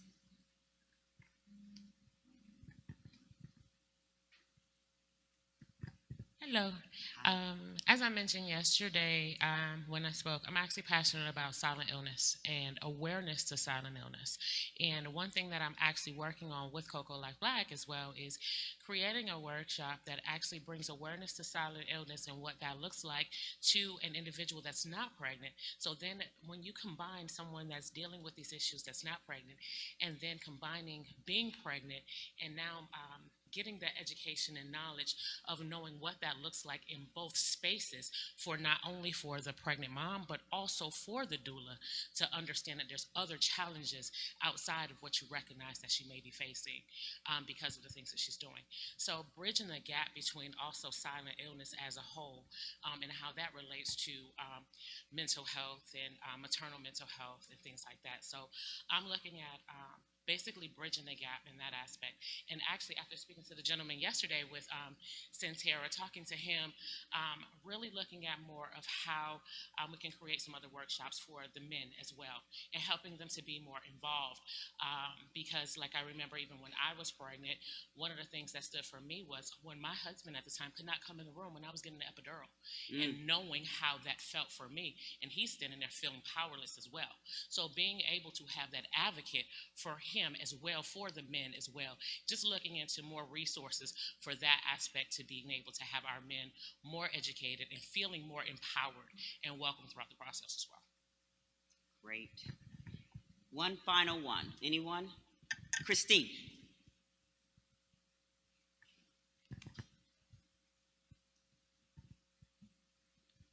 So when I come to these meetings and I hear all these different stories and I think about my own experience as a mom and giving birth and pregnancy, I learned so much. Like for so long, pregnancy is so natural.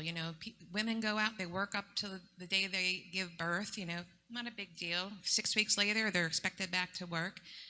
And I think a lot of women feel like they need to make that believable, even though it's hard. Being pregnant is hard. Having an infant is hard. No sleep is hard. Breastfeeding is hard. All of that is hard. And I think about the Me Too movement and that hashtag. I wish there was a hashtag for moms and parents to really talk about the real struggles and the real situations that's happened. I think about the Hear Her campaign and that, but I need something that'll kind of take off so that, people will pay attention to, I'm pregnant and I'm getting headaches, I'm pregnant and my legs are swelling, and tell their stories on what had happened so that others can kind of pick it up. Because I think social media, sadly, but it's also a benefit, is a way that people learn things. So that's just my comment. Thanks. Thank you. Give yourselves a hand. Thank you so much for all of you. Your willingness to share, your willingness to commit to action, what you've heard over the past day and a half, and how you want to go out empowered. You have the right to do this.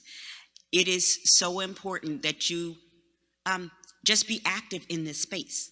Like I said, life comes at you. There's a lot of things that are happening, but you have to be intentional. If there's one word that I can say for 2024 in my life, it's intentionality. Everything that I do, I'm intentional about it. The things that I am not passionate about, the things that I don't want to give 200% to, they'll get done, but just not with the same intentionality. Because I only have a finite period of time. I only have a finite amount of bandwidth.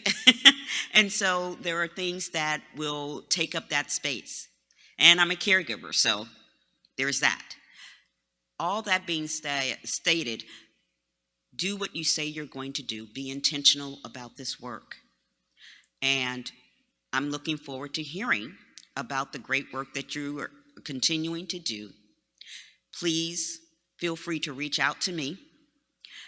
You have my information. If you don't, let me give it to you now. My email address is melissa.herd, H-E-R-D. Again, that's H-E-R-D. I know someone wrote an A.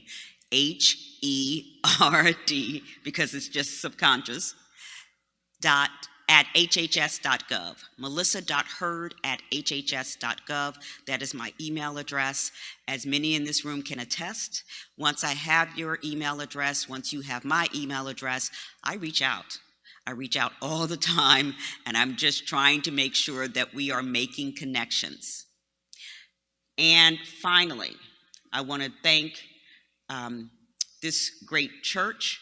If I could have the AV team just stand and we give you all a round of applause. Thank you, thank you, thank you.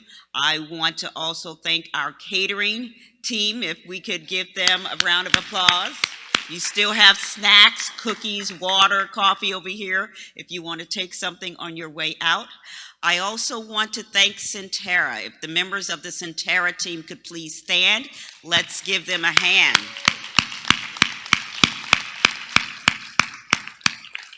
Thank you all so much for your continued partnership, your continued commitment to the people in Virginia. And then I also want to thank Gayleen Knoyton. Gayleen, stand up. She is always an advocate for healthcare, for health insurance, and for making sure that people not only just have health insurance, but they utilize their health insurance. And then finally, yes. Oh.